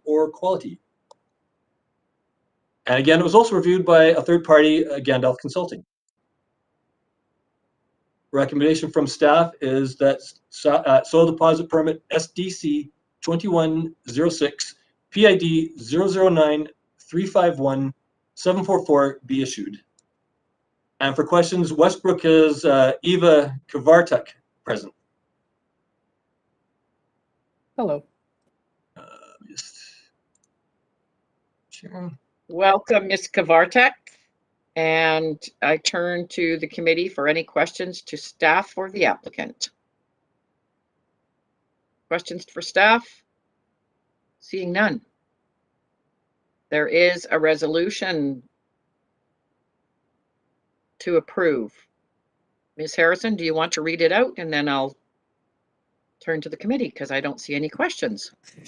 Thank you, Madam Chair. The recommendation before you is that it be recommended to the board that soil deposit permit number SDC 2106 for Souk Lake Road PID 009351744 be issued.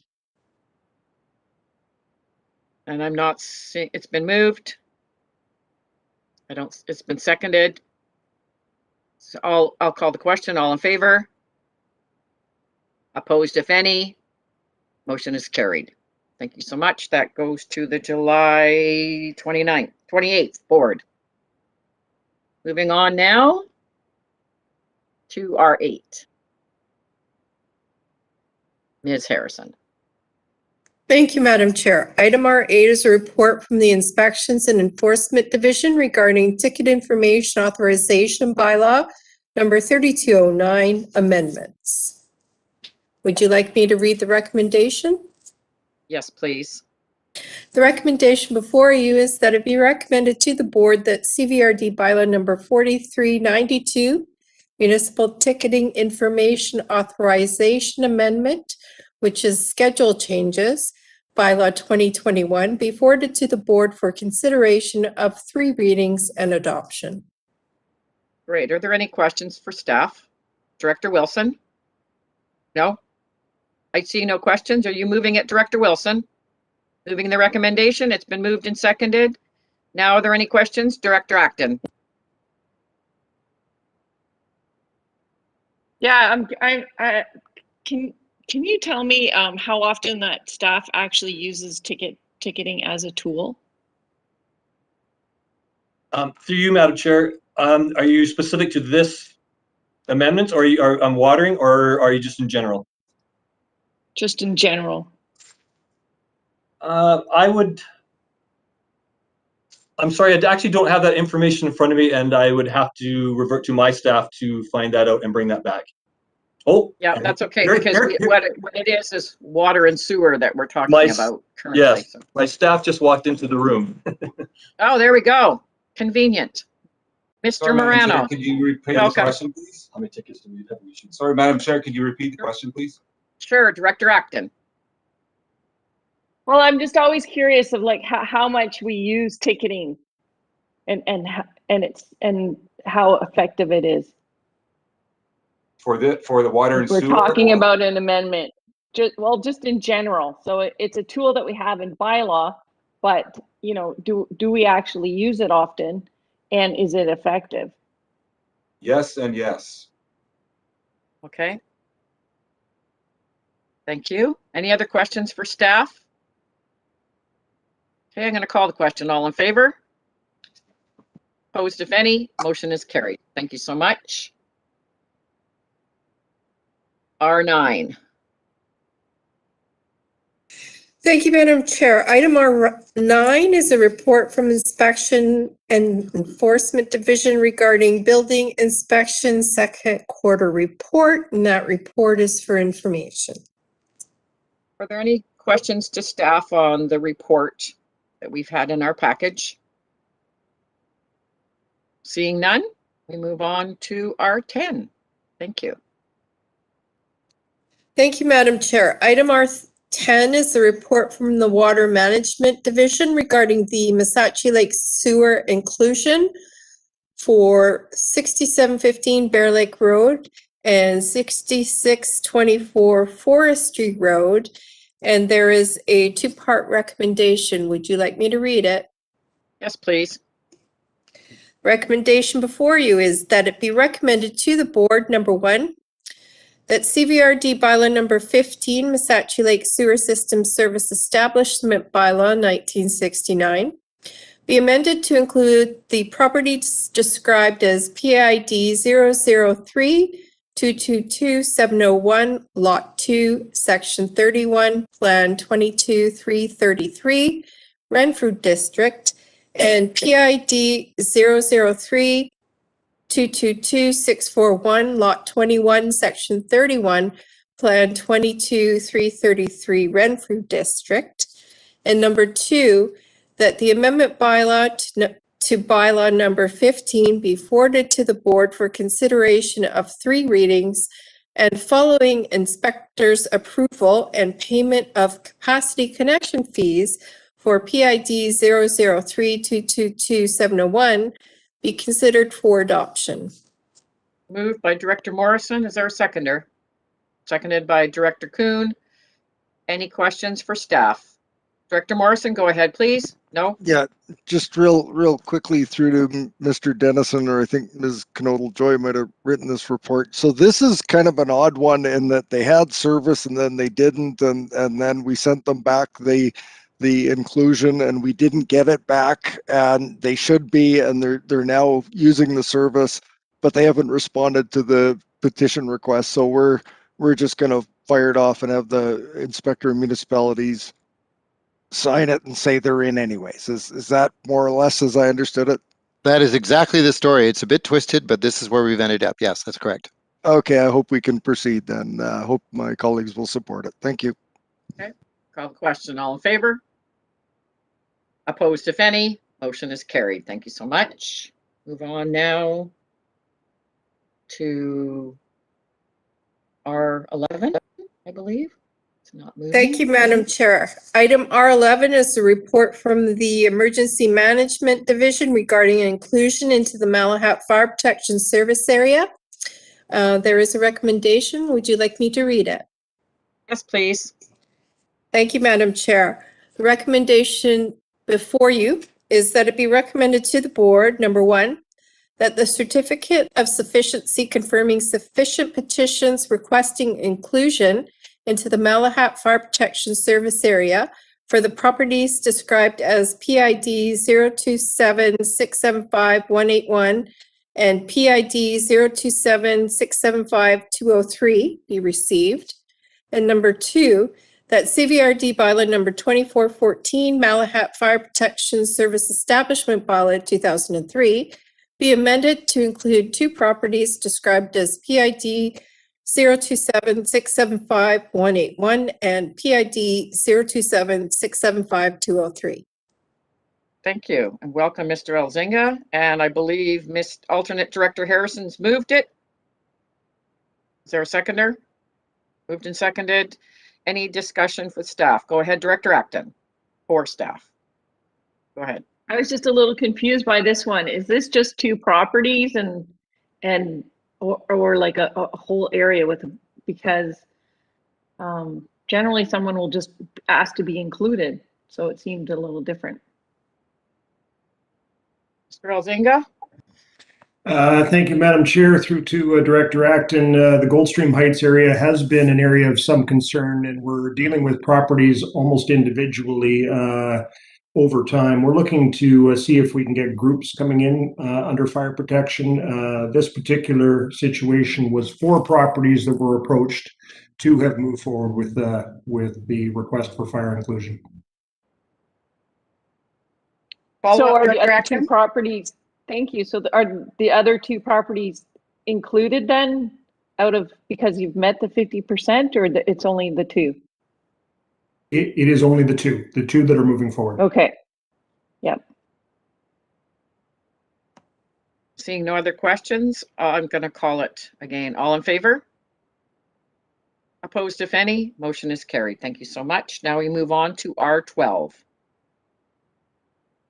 Thank you, Madam Chair. Item R12 is the report from Emergency Management Division regarding Rcmp communications at Old Baldy Mountain Park. And there is a recommendation. Would you like me to read it? Yes, please. The recommendation before you is that it be recommended to the board that the request to install radio communication shelter at the existing telecommunications site in Old Baldy Mountain Park in Electoral Area B for a period of 6 months beginning August 1st, 2021 and ending on February 1st, 2022 be approved. Been moved. Is there a seconder? Been moved and seconded. Any questions for staff on this? Director Acton. Well, I know this is a safety concern, but was it ever considered to notify, at least just notify the Parks Commission that this was going to take place or that we were proposing it? Go ahead, Mr. Elzinga.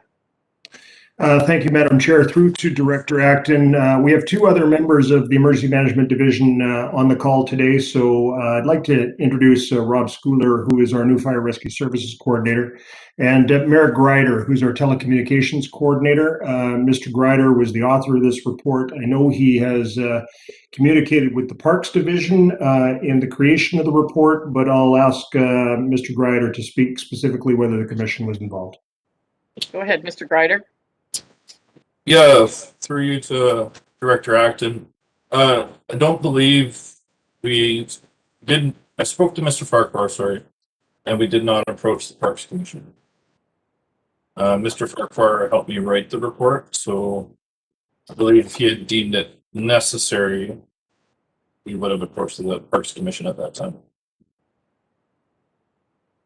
Thank you. Is there a follow-up, Director Acton? No, I guess it just would have been nice to give them a heads up, but I'll do that. Thanks. Thank you. So this has been moved and seconded. I will now call the question. All in favor? Opposed, if any? Motion is carried. Thank you so much. Moving on now to Thank you, Madam Chair. R13. Thank you. Thank you, Madam Chair. Item R13 is a report from the General Manager, Land Use Services Department regarding development procedures, and there is a recommendation. Would you like me to read it? Yes, please. The recommendation before you is that it be recommended to the board that CVRD Bylaw number 4379, Development Procedures Bylaw 2021, be referred to Electoral Area Advisory Planning Commissions to gather feedback in relation to referrals, public notice, and consultation on development applications. Moved. Is there a seconder? Moved and seconded. Any questions for staff? Go ahead, Director Morrison, then Director Acton. You're on mute. How's that? There we go. That's good. Through to Ms. Trulf, and this just came up last week in some discussions with colleagues in other areas of the province, and it's specific to the second paragraph in our background of the report, where it's the province of British Columbia Development Approvals Process Review. And yes, we had some information about this in previous reports, and it seems that a number of folks in the development industry are perhaps wanting to see procedures speeded up so that there's, and of course, money is time, and costs and red tape reduced. And I completely understand that as well as the fact that our residents want to ensure that our communities are protected, that our bylaws are upheld, and that we're doing our job when it comes to ensuring, you know, the best governance for our communities. So my question through to Ms. Trulf is, I think there was a general acceptance of that provincial review, and that everyone would just get to work on it and you know, embrace most of what was presented in it. But I'm starting to hear now that people have had their hands on it for a while and are considering it, that there's some pushback happening from communities who are wanting to still be the masters of the pace in which development happens in their communities. And I was just wondering if through her professional contacts and the likes, if you've heard any of that, perhaps slow it down and be a little bit more cautious about this, that influence in the work that we're doing to modernize our procedures around here. Thank you. Ms. Cheroff, go ahead, please. Thank you, Madam Chair. No, I haven't heard the same feedback, but I mean, it's not surprising. I think that, you know, most communities want to ensure that any development that occurs within their boundaries is done in a sensitive way. Our approach, I think, within land use services is to try to ensure that, you know, we're working as efficiently as possible while trying to serve the public interests and the direction of the board. Certainly with the proposed changes to the development procedures bylaw, we would be looking for you know, greater clarity in the development application process. And also with the opportunity, I think, to have a discussion with advisory planning commissions will help us to perhaps develop some policies around the types of applications that we do forward to APCs for consideration. We obviously are hearing that there are particular types of development that they're very concerned about. And then on the flip side, we do have situations where files are referred to APCs where they're saying, why is this coming to us? So it'd be nice to have those conversations and also to just you know, get a general kind of sense of how they want to be involved. And also at the same time, there's an opportunity to provide some education around the limitations that the board faces, and also that that they as APCs face in terms of, you know, the amount of influence they can have over applications. So that's the intent.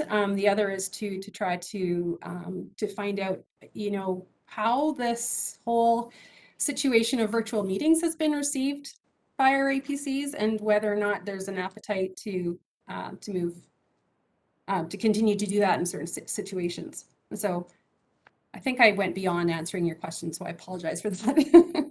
That's okay. Follow up, Director Morrison.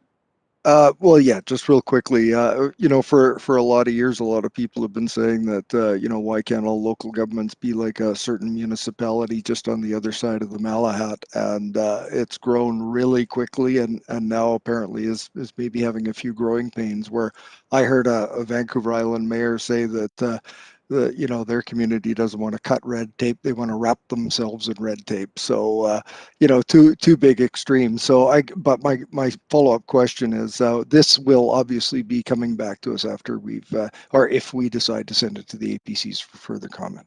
Okay, thank you. Director Nicholson, go ahead, please. Oh, sorry, Director Acton. I had Director Acton, then Director Nicholson. Go ahead, Director Acton. Thank you. Sorry to bump you out of the way there, Director Nicholson. I guess I'm just wondering if this is an opportunity for Shawnigan Lake, is what I'm thinking in particular, is if it's the development procedure bylaw area that can help with this issue. And the issue is we have about 700 homes or cottages, properties on the lake, and people are developing them, and they're getting development permits, and they're taking all the vegetation out, or they're not improving the waterfront. They're leaving old cement walls. There's improvement for them, but there's no improvement for the lake's health and for the community. So I'm wondering where does the community need to look to get to help change that? Ms. Cheryl? Thank you, Madam Chair. I think that's a very complicated issue that will require some resources in order to explore in detail. It's certainly something that staff have discussed in the context of potential planning work and the development of a comprehensive lake management plan. But yeah, I mean, I'm not quite sure how to respond to that one. Certainly we, you know, would want to have discussion with the APC around the development permit process. But you know, the impacts of development permits is another matter that's rooted really in the development guidelines and in the OCP and the zoning bylaws, which will be addressed through OCP and the zoning bylaw modernization.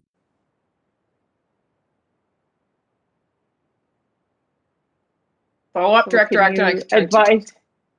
Thank you. So, you know, some next steps for our community, I guess, would be helpful, or how, as the director, maybe we could talk offline how we could help steer towards that for the community then. Sounds good. It would be possible. Director Nicholson. Thank you. Through you to Ms. Cheryl. Thank you for this report. And I think, as we have discussed before, I think we are in a big transition period right now with the harmonization, modernization. And I think it's really important to keep on top of our procedures bylaw and to consult regularly with our APCs. So I'm very much supportive of this. But I think we need to move slowly on any significant changes that might bypass talking to the community about applications right now, because we are in this transition period. And so there are things that are out of date, and certainly when we run things by the community, it allows us to identify those. And when we make changes, running things by the community allows us to understand whether the changes are working or not. So I always like to err on the side of running things by the community where possible. And so I think we should make any changes to our procedure bylaw around delegation of authority or bypassing the community. We should make those changes very carefully and slowly. Ms. Harrison, did we read the recommendation? Did we do that? So I don't see any other hands up, so. Thank you, Madam Chair. Yes, we did read it and it was moved and Okay. seconded. Oh, thank you. I'm way behind. Okay. I'm going to call the question. All in favor? Opposed, if any? Motion is carried. Thank you so much. Move now to R14. Thank you, Madam Chair. Item R14 is a report from Community Planning Division regarding CVRD bylaw number 4349, cannabis uses to 2021. And this was referred from the July 14th, 2021 board meeting. Okay. Turn to Director Nicholson. Thank you. I referred this because I felt we hadn't necessarily made closure on some of the issues that were raised at our last meeting. And one of them was the 150 meter, the reduction to 150 meters from on ALR land of cannabis from residential buildings. And I have spoken to Allison Garnett about this in length, and I think that it's pretty much clear that it's unknown whether 150 meters is going to be enough or too much regarding odor. So I am willing to go along with that as sort of a conservative compromise, hopefully a conservative compromise. The one area that I would like to have a little bit more discussion on is the bylaw enforcement side of things. So in this recommendation, we're repealing the existing bylaw enforcement policy around cannabis. And I think we've had a number of complaints, I guess, about cannabis growing in residential areas where they're not supposed to do it, which may be medical cannabis, under medical cannabis licensing or under personal use. And I think it would be helpful for the community if we could spell out a policy on how we handle those bylaw enforcement issues, because I understand that they're complicated and it's really the Rcmp that have to deal with things. So it would just be nice to have it written down how that whole thing works. So I would like some conversation around that if anyone has any ideas. So Ms. Garnett or Ms. Cross? Thank you. Thank you, Madam Chair, and hello, everyone. Yeah, Hello. so Welcome. the best thing I think I can do is speak to the reason for the recommendation to rescind the former policy, and that seems clear in that it references outdated legislation and refers to definitions that are largely being replaced with the new proposed bylaw. The need for a new enforcement policy, I would ask that Mr. McDonald from bylaw enforcement perhaps speak to that, because I'm not involved in the day-to-day operations of it. I believe that from a zoning perspective, the CVRD can enforce, just through the general policy and ways of enforcing any land use issues related to the zoning bylaw. They can rely on that general practice. They don't need a specific cannabis bylaw to do that. I think this sort of the delicate issue is what Director Nicholson referred to with this sort of the personal production. Mr. McDonald, do you have anything to add? Yeah, through you, Madam Chair. So we could look into a new policy to show direction to the public of what we are and maybe aren't doing. I haven't received complaints for quite some time now. I did quite a bit of an education piece a number of months ago and through a few public complaints, and since then have actually received only one complaint. And so, yeah, I think we could certainly look at a policy, but it seems public is becoming educated that it is an Rcmp matter and not a CVRD, a bylaw enforcement matter. Thank you. Is there a follow-up, Director Nicholson? No. Okay, is there anyone else that wishes to speak to Yeah, this? Madam Chair, it's the trouble Go with the ahead. small screen. You never saw my hand waving there. Again, sorry. Yeah. You're at the very bottom of my screen. No surprises there, Yeah. Madam Chair. Okie dokie. Just as an interesting point here, there is, or was, and still is, a fairly large private stroke commercial grow up down the back of our properties here, which have been, as Mr. McDonald knows, quite a lot of complaints in the past. But as far as I know, the feds and the licensing authorities are beginning to crack down quite substantially on the kind of things which are going on, and I have been speaking with the owner of that, and he's basically saying it's not worth it's not worth trying to comply with all the new regulations which are coming down. So I'm just wondering whether Mr. McDonald has any notice of those new regulations, and whether that would tend to damp down some of the enthusiasm that we've seen in the past, because it doesn't seem that it's that much going on, as you've said. So, Mr. McDonald, basically, do you have any information on some of the things that the feds are doing there? Mr. McDonald. Through you, Madam Chair. No, I currently don't know what changes are proposed. Follow up? Yeah, only just I'd have to look into that a bit more carefully, but I know there are some changes coming down, which is going to make it a lot more difficult for local growers who, for instance, have 5 licenses, and that enables them to expand exponentially, and that's the kind of thing which they're going to be stopping. But I'll look into that and see what I can find out. Thank you. Thank you. So, Ms. Harrison, could you help me out? We already approved this. It was sent to the board, then referred back to us. We just approve it all over again. So we need to read the whole. So there's nothing added. I don't see the committee adding anything. So it's the same resolution. So we need to vote on it again. Okay. So moved. Okay. Been moved. Is there a seconder? Second. Thank you. All in favor? Opposed, if any? Motion is carried. Thank you very much.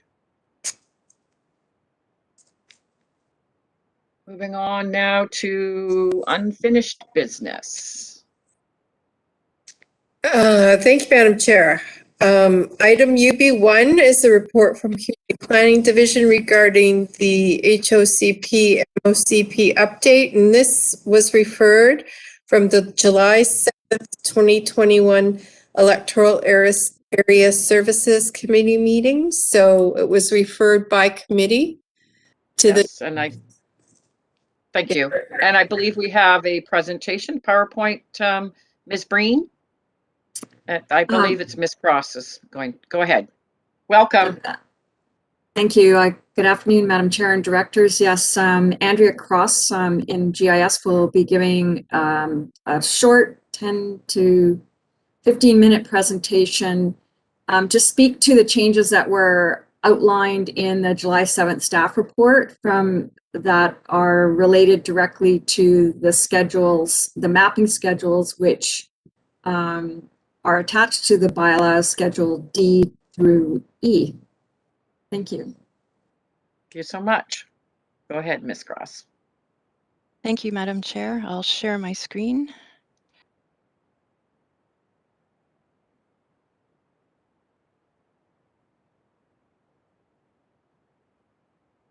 Can everyone see that? Yes, we can. Okay, so as Ms. Breen mentioned, today I'll be talking about the changes to the maps to Bylaw 4270, the HOCP. And generally speaking, the changes that were made were made to make the maps more current, accurate, and also to enhance the MOCP consultation process. There are 15 schedules in Bylaw 4270 that contain maps, schedules D through U, and all 15 schedules are posted as PDFs on the CVRD website. Today, I'll talk about 3 mapping schedules that were changed. That's Schedule L, Schedule D, and Schedule U. And I'll also talk about 2 new schedules, Schedule O and Schedule P. In Schedule L, the land use designations were updated to be current with recently adopted OCP amendment bylaws. Here we can see the changes that were made to ensure that the land use designation maps are current as per Bylaw 4226. And you're probably used to seeing OCP maps that have abbreviations to identify the designation. One of the changes in Bylaw 4270 is that there are no longer any labels for designations. Instead, the new mapping shows the designations as colors, and the colors are identified in the legend. So in this case, we can see that the change was made to residential F by, you can tell that that now is a brown color from looking at the legend. And this slide shows the changes that were made to make our maps current with Bylaw 4319 in Area I.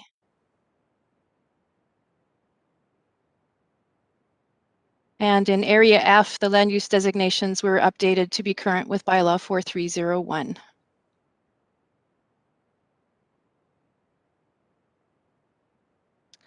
To ensure that the ALR boundary alignments in the HOCP maps were current and accurate for Schedule D, we downloaded ALR data from the Agricultural Land Commission.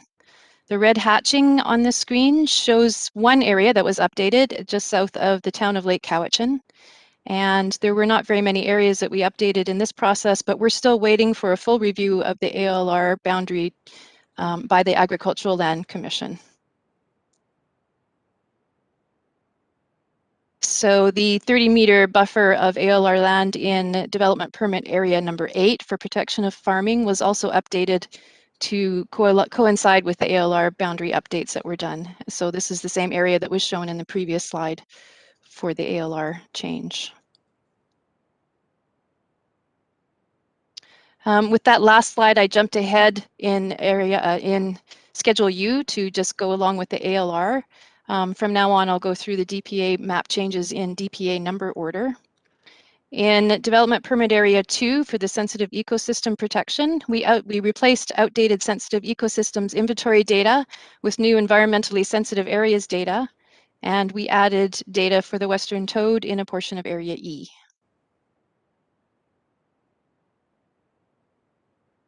In Development Permit Area 5 for wildfire hazard, we replaced the data with the current Community Wildfire Protection Plan data.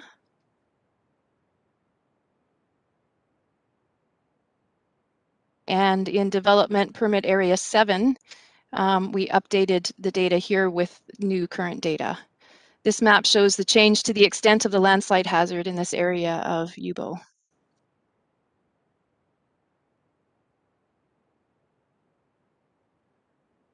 We added 2 new schedules. This is the first one, Schedule O, Floodplain and Dam Designation Maps.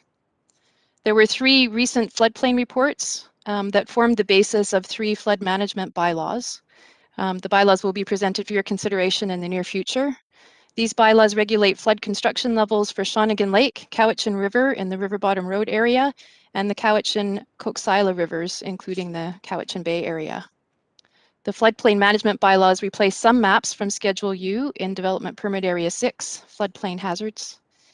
And the study for the Cowichan River, River Bottom Road area also included erosion hazard mapping, and those erosion hazard maps for this study are also included in Schedule O.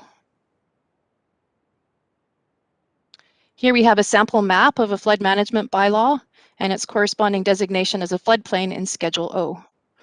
The Schedule O maps you can see are quite similar to the floodplain management maps, or the floodplain management bylaw maps, but they aren't identical. The details, including flood construction levels, are given in the bylaw, and then Schedule O maps just point to the applicable bylaw and identify the designation area, the hazard area. The second type of maps that we have in Schedule O are the dam designation maps, which are based on these 4 dam safety review and risk assessment studies. The Schedule O maps designate these dam risk areas as a hazard, and further details are discussed in Schedule A. And here is a sample map showing the Ashburnham Creek dam hazard.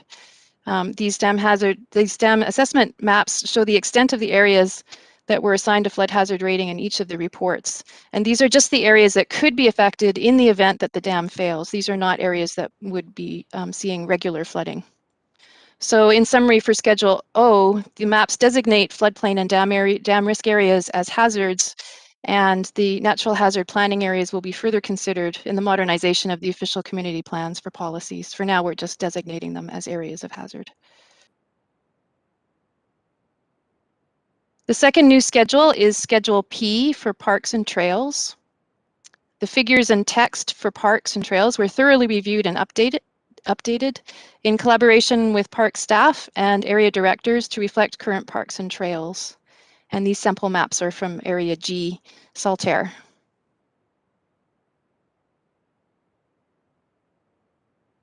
So in conclusion, we made changes to 3 schedules to ensure the maps are current and accurate, and we created 2 new schedules. And we went from 350 maps in December 2020 to 385 maps and 9 park figures in today's version of the bylaw. So the maps for 4270 are now current and accurate, and they will enhance upcoming consultations for the modernized OCP. Thank you for your time, and are there any questions? Well done, Ms. Cross. So any questions? If you can put your slide presentation down. I see you. I see you. You're on the top of my screen right now. There we go. Director Wilson, go ahead. Yeah, shifting around all over the place, eh? Oh, the Sorry sooner about that. the sooner we get back to sitting down together and throwing insults in person instead of on the small screen, the better. Could we go? Would you mind throwing up Schedule P again there? Just a quick question. Is that okay, Madam Chair, if we go back to Schedule P? I'll share my screen again. Sure. Yes. Oops. I'm not stop sharing. Share the right screen will help. Okay, that's an interesting one, actually. Replace the parks and trails text and maps from the local area plans and updated the figures to reflect current parks and trails. That's the bit that I'm interested in here, updated the figures. Does that mean that we've updated the total areas of each park to reflect how much we've got, and the same with the lengths of the trails?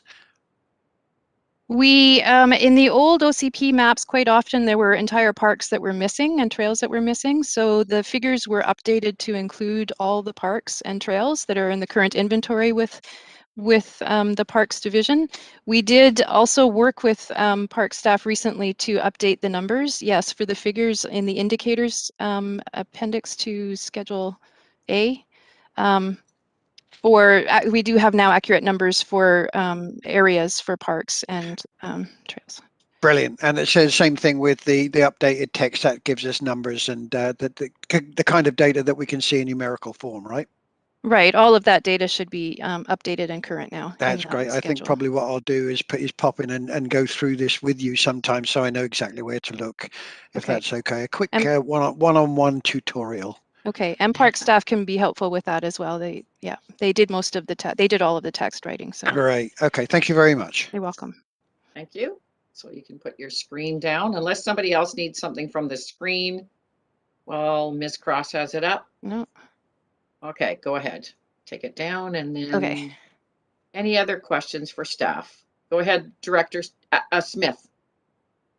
I don't see Director Acton. I don't have a question. I'd just like to say thank you. I know that I worked with staff on the parks and trails for Saltaire Area G, and we went back and forth and went back and forth, and we had a few areas that were questionable that where the community assumed that they were actually parks, but somehow it became clear after many back and forth that it was privately owned and zoned park. So It definitely was a real challenge to work through, but they were amazing. So I really appreciate both Andrea and Rob's and Coralie also their help working through those parks and trails, because they're something that are very community, part of our communities that most of our communities are extremely passionate about. Thank you. Thank you. Director Morrison. Thank you, Madam Chair. I think I might have been one of the directors that suggested that we needed this to sit and stew and percolate and ruminate and all those fun words. So at the last meeting, so I'd be more than happy to move the recommended resolution under UB1 on our agenda.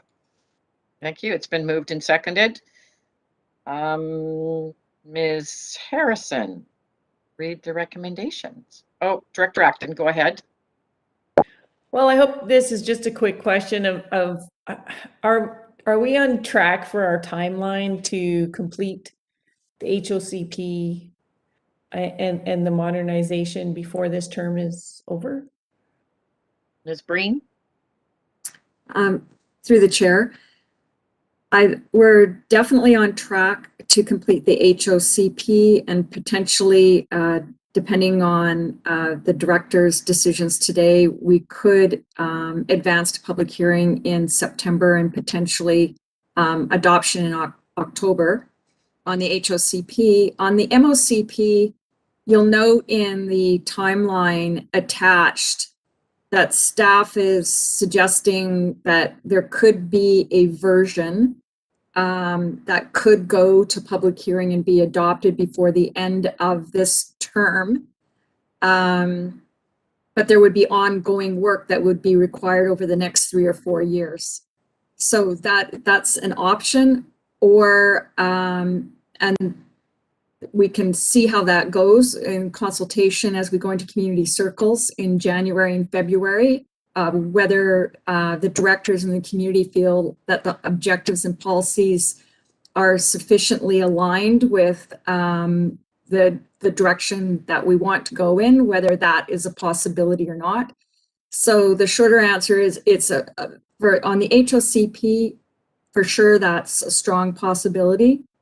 And on the MOCP, it's dependent on consultation and where the directors want to be with that bylaw prior to the end of term. Okay. Director Smith. Thank you. The area that I'm really struggling with is the engagement and communication consultation plan number 9, and that I went back and I reviewed the last OCP review from Area G Saltaire, and I noticed that there was a review committee formed to go over it. It looks like they first met in around September of 2002, and the bylaw wasn't adopted till 2005. I see that they met 26 times, and there was an open house and there was a community questionnaire. And that was by bringing together a group of people that were Saltaire residents and property owners to go through our OCP and review it. And I'm really concerned with the engagement and consultation plan that we aren't doing a really in-depth one within our communities. The community circles bring together a limited number of people. Many people don't like to speak out when they're in a public environment, so they may not even participate in a community circle. Community circles would be small, and you might find that what you end up with in a community circle is people that have self-interest. They're looking for financial gain from their parcels, or they're looking for something very specific. They aren't really looking at this as a whole. And I'm wondering if you can explain to me when in the document it says So I'm wanting to know, what is a common topic? Is the common topic one of the ones from the policy papers?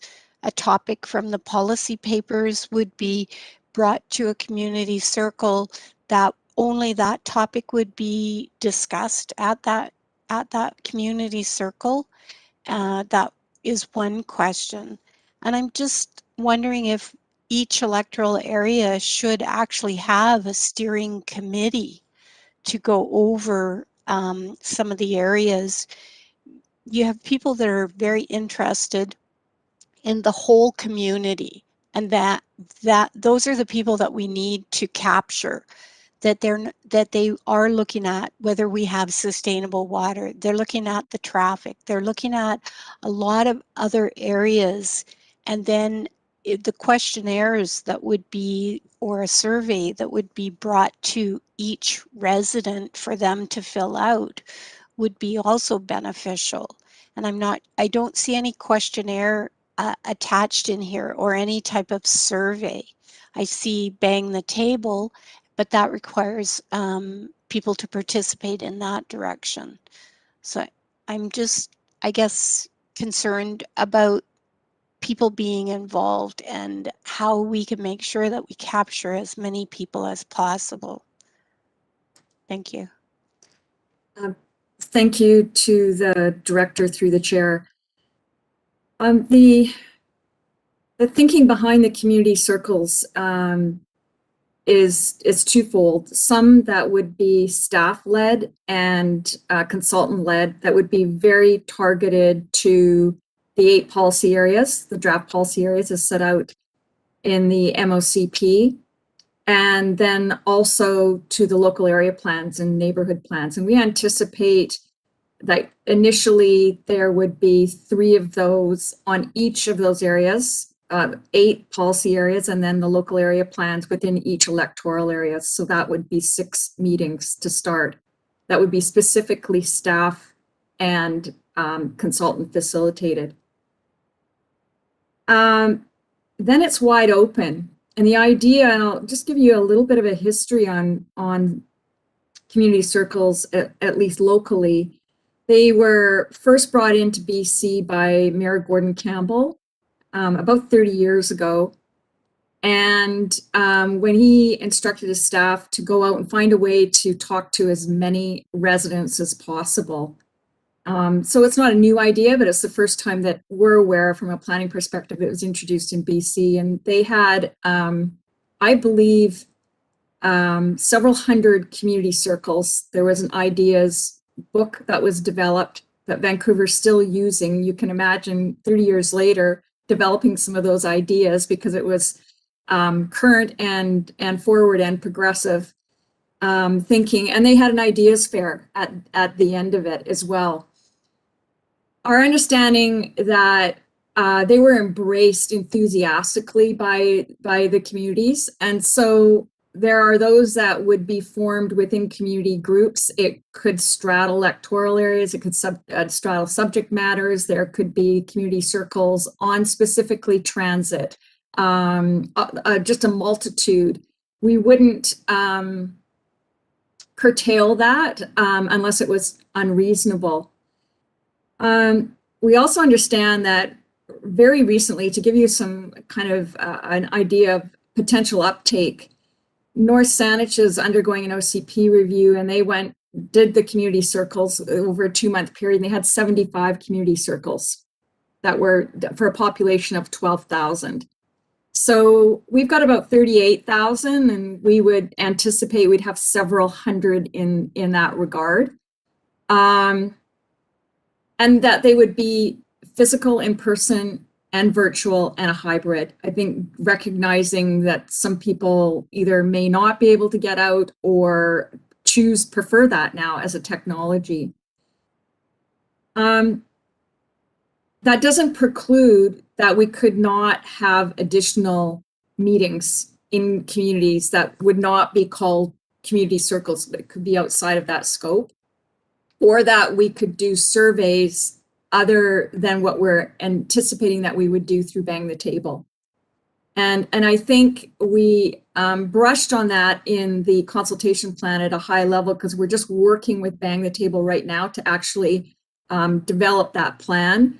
But the idea would be is that we would have a multitude of questionnaires and surveys through Bang the Table, different than Place Speak, because it's as a technology, it's a lot more interactive and it lends itself much more easily to that type of multiplicity, but also reporting out quite easily. So it wasn't expressed in depth in the consultation plan, but that's the intention of doing that. And to add on, and it ties in with the last question of, you know, can we get a first draft of the MLCP? Is that possible, you know, with a lot of integrity before the next term? It really does depend on how things go, what the community is feeling about the policy papers. We don't know yet, which is why we wanted an early introduction. We're hoping also that a lot of the work that we did with the HOCP has brought us along on that trajectory to, you know, pretty solidly, as Andrea was just talking about with maps and our ongoing work with our GIS spatial analysis. So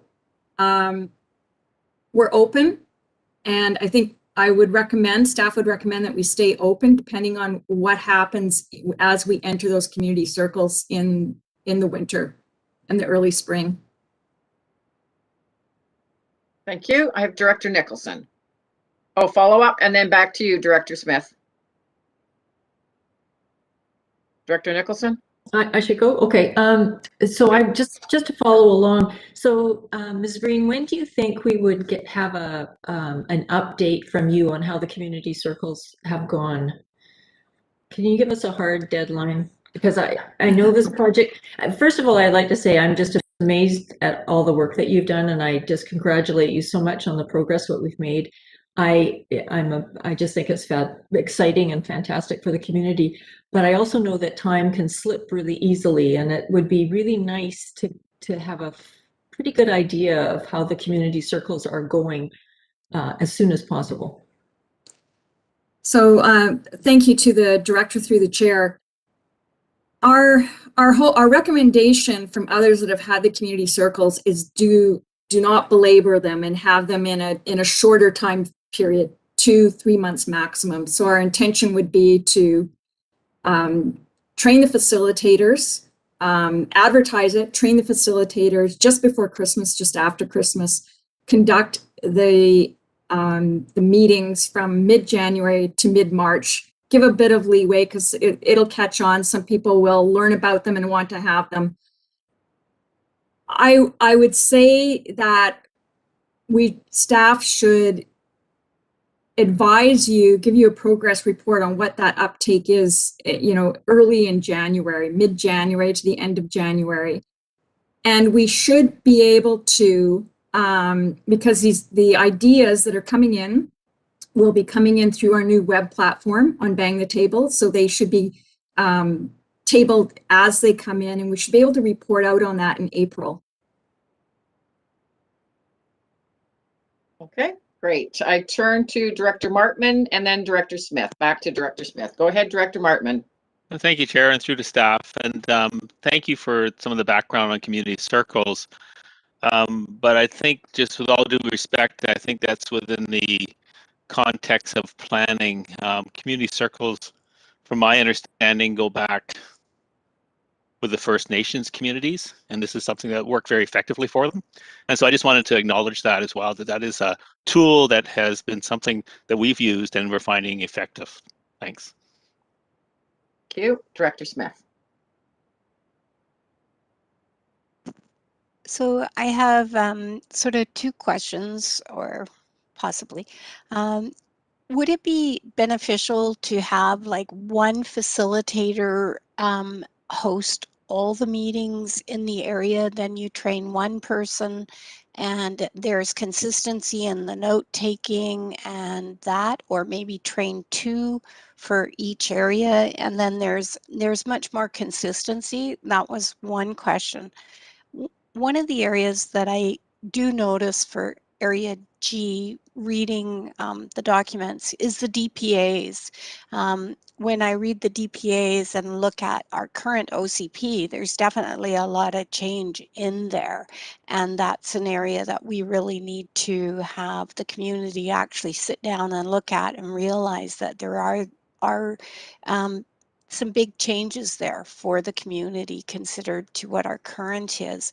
And I'm not really sure, how do you get that across to the communities that, you know, like a lot of the people that I'm talking to, they just want to drill down only into sort of the LAP, and they have one little item that they're just like that's what they're focused on.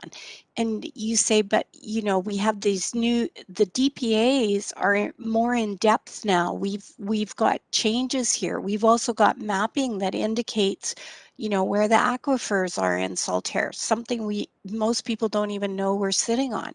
And I think that how will we make sure that this is a big part? And the same for the HOCP, brought in a lot from other electoral areas into those documents. So I know Area G was obviously next in line to get their OCP review. I know Area E was almost at the end and Area F was at the end. And I know that they've had a lot of consultation with their communities. They've worked through their documents. And then all of a sudden here we are, Area G and Area H, and we have all these extra things that are put into the documents. And how will our communities, how do we get them to make sure that they read those documents?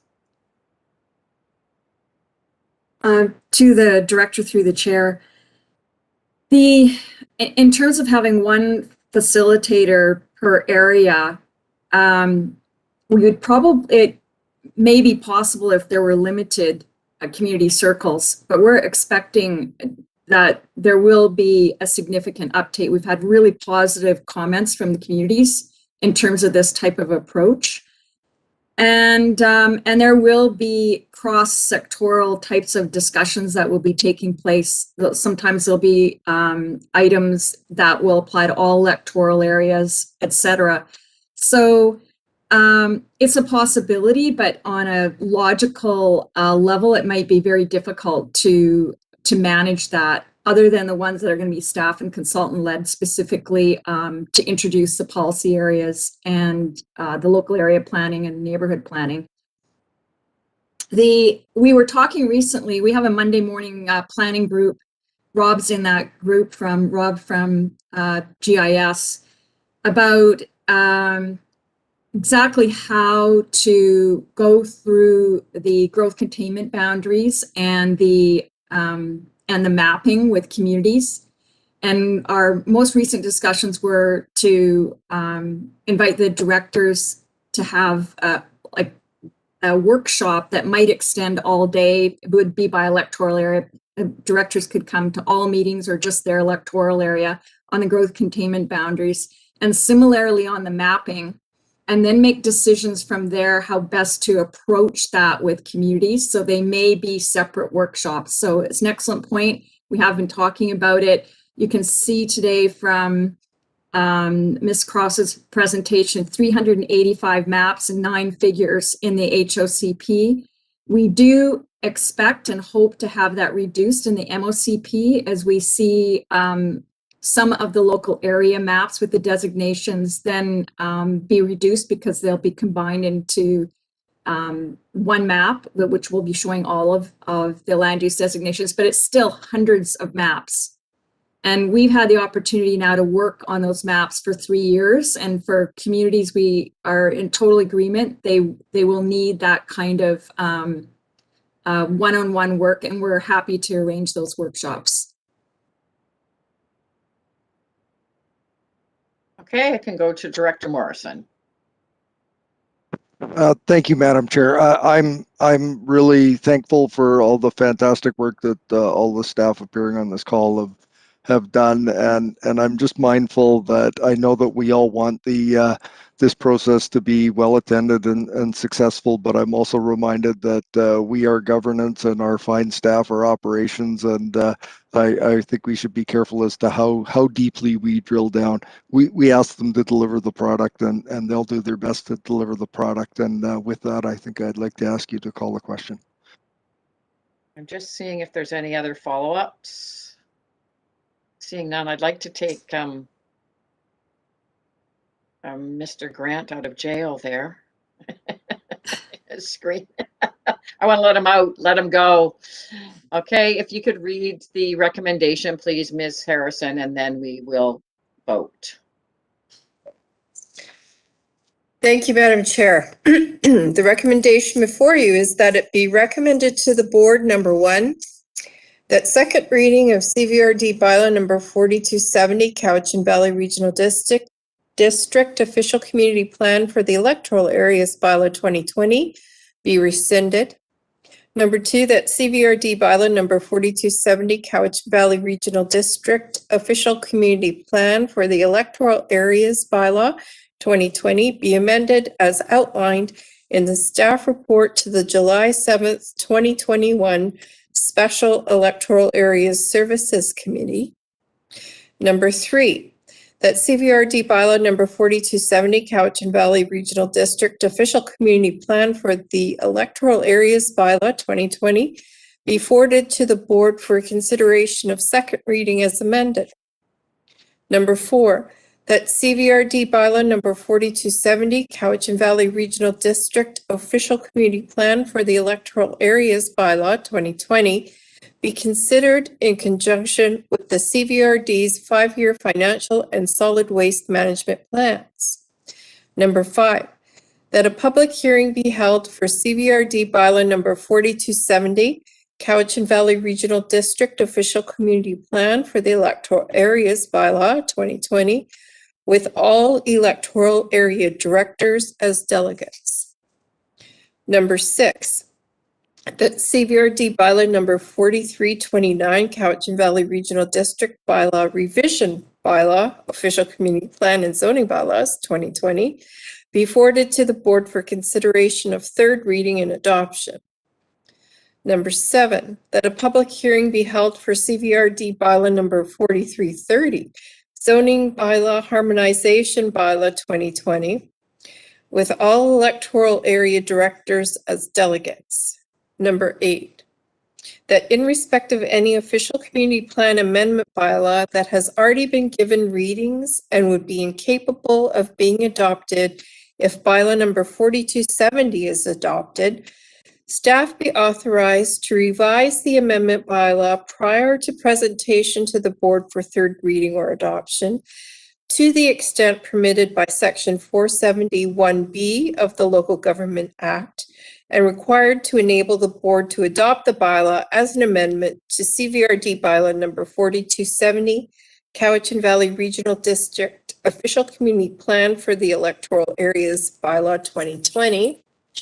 Number nine, that the engagement and consultation plan for the OCP modernization process as outlined in the staff report to the July 7th, 2021 Special Electoral Area Services Committee meeting be approved. And number 10, that staff prepare a report on recommendations to amend CVRD bylaw number 3544 Advisory Planning Commission Establishment Bylaw 2011.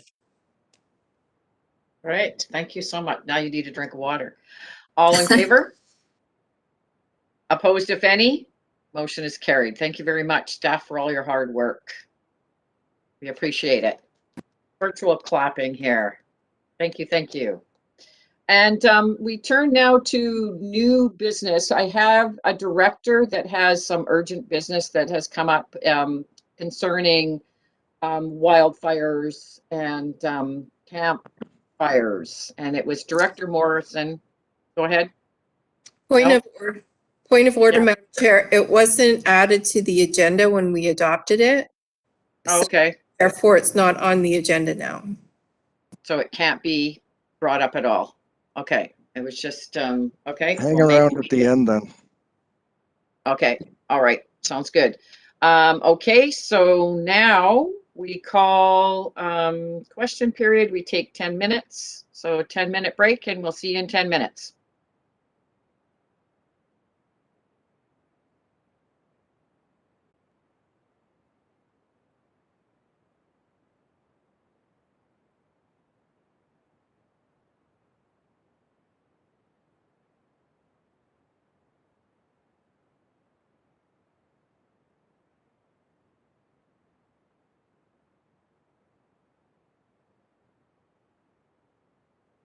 Thank you, Madam Chair. We are live. Thank you and welcome back. So Ms. Harrison, do we have any questions for question period? Thank you, Madam Chair. We have none. Okay, so we need a motion to adjourn. Moved, second, all in favor? Any opposed? Motion's carried. Thank you very much. We are all adjourned.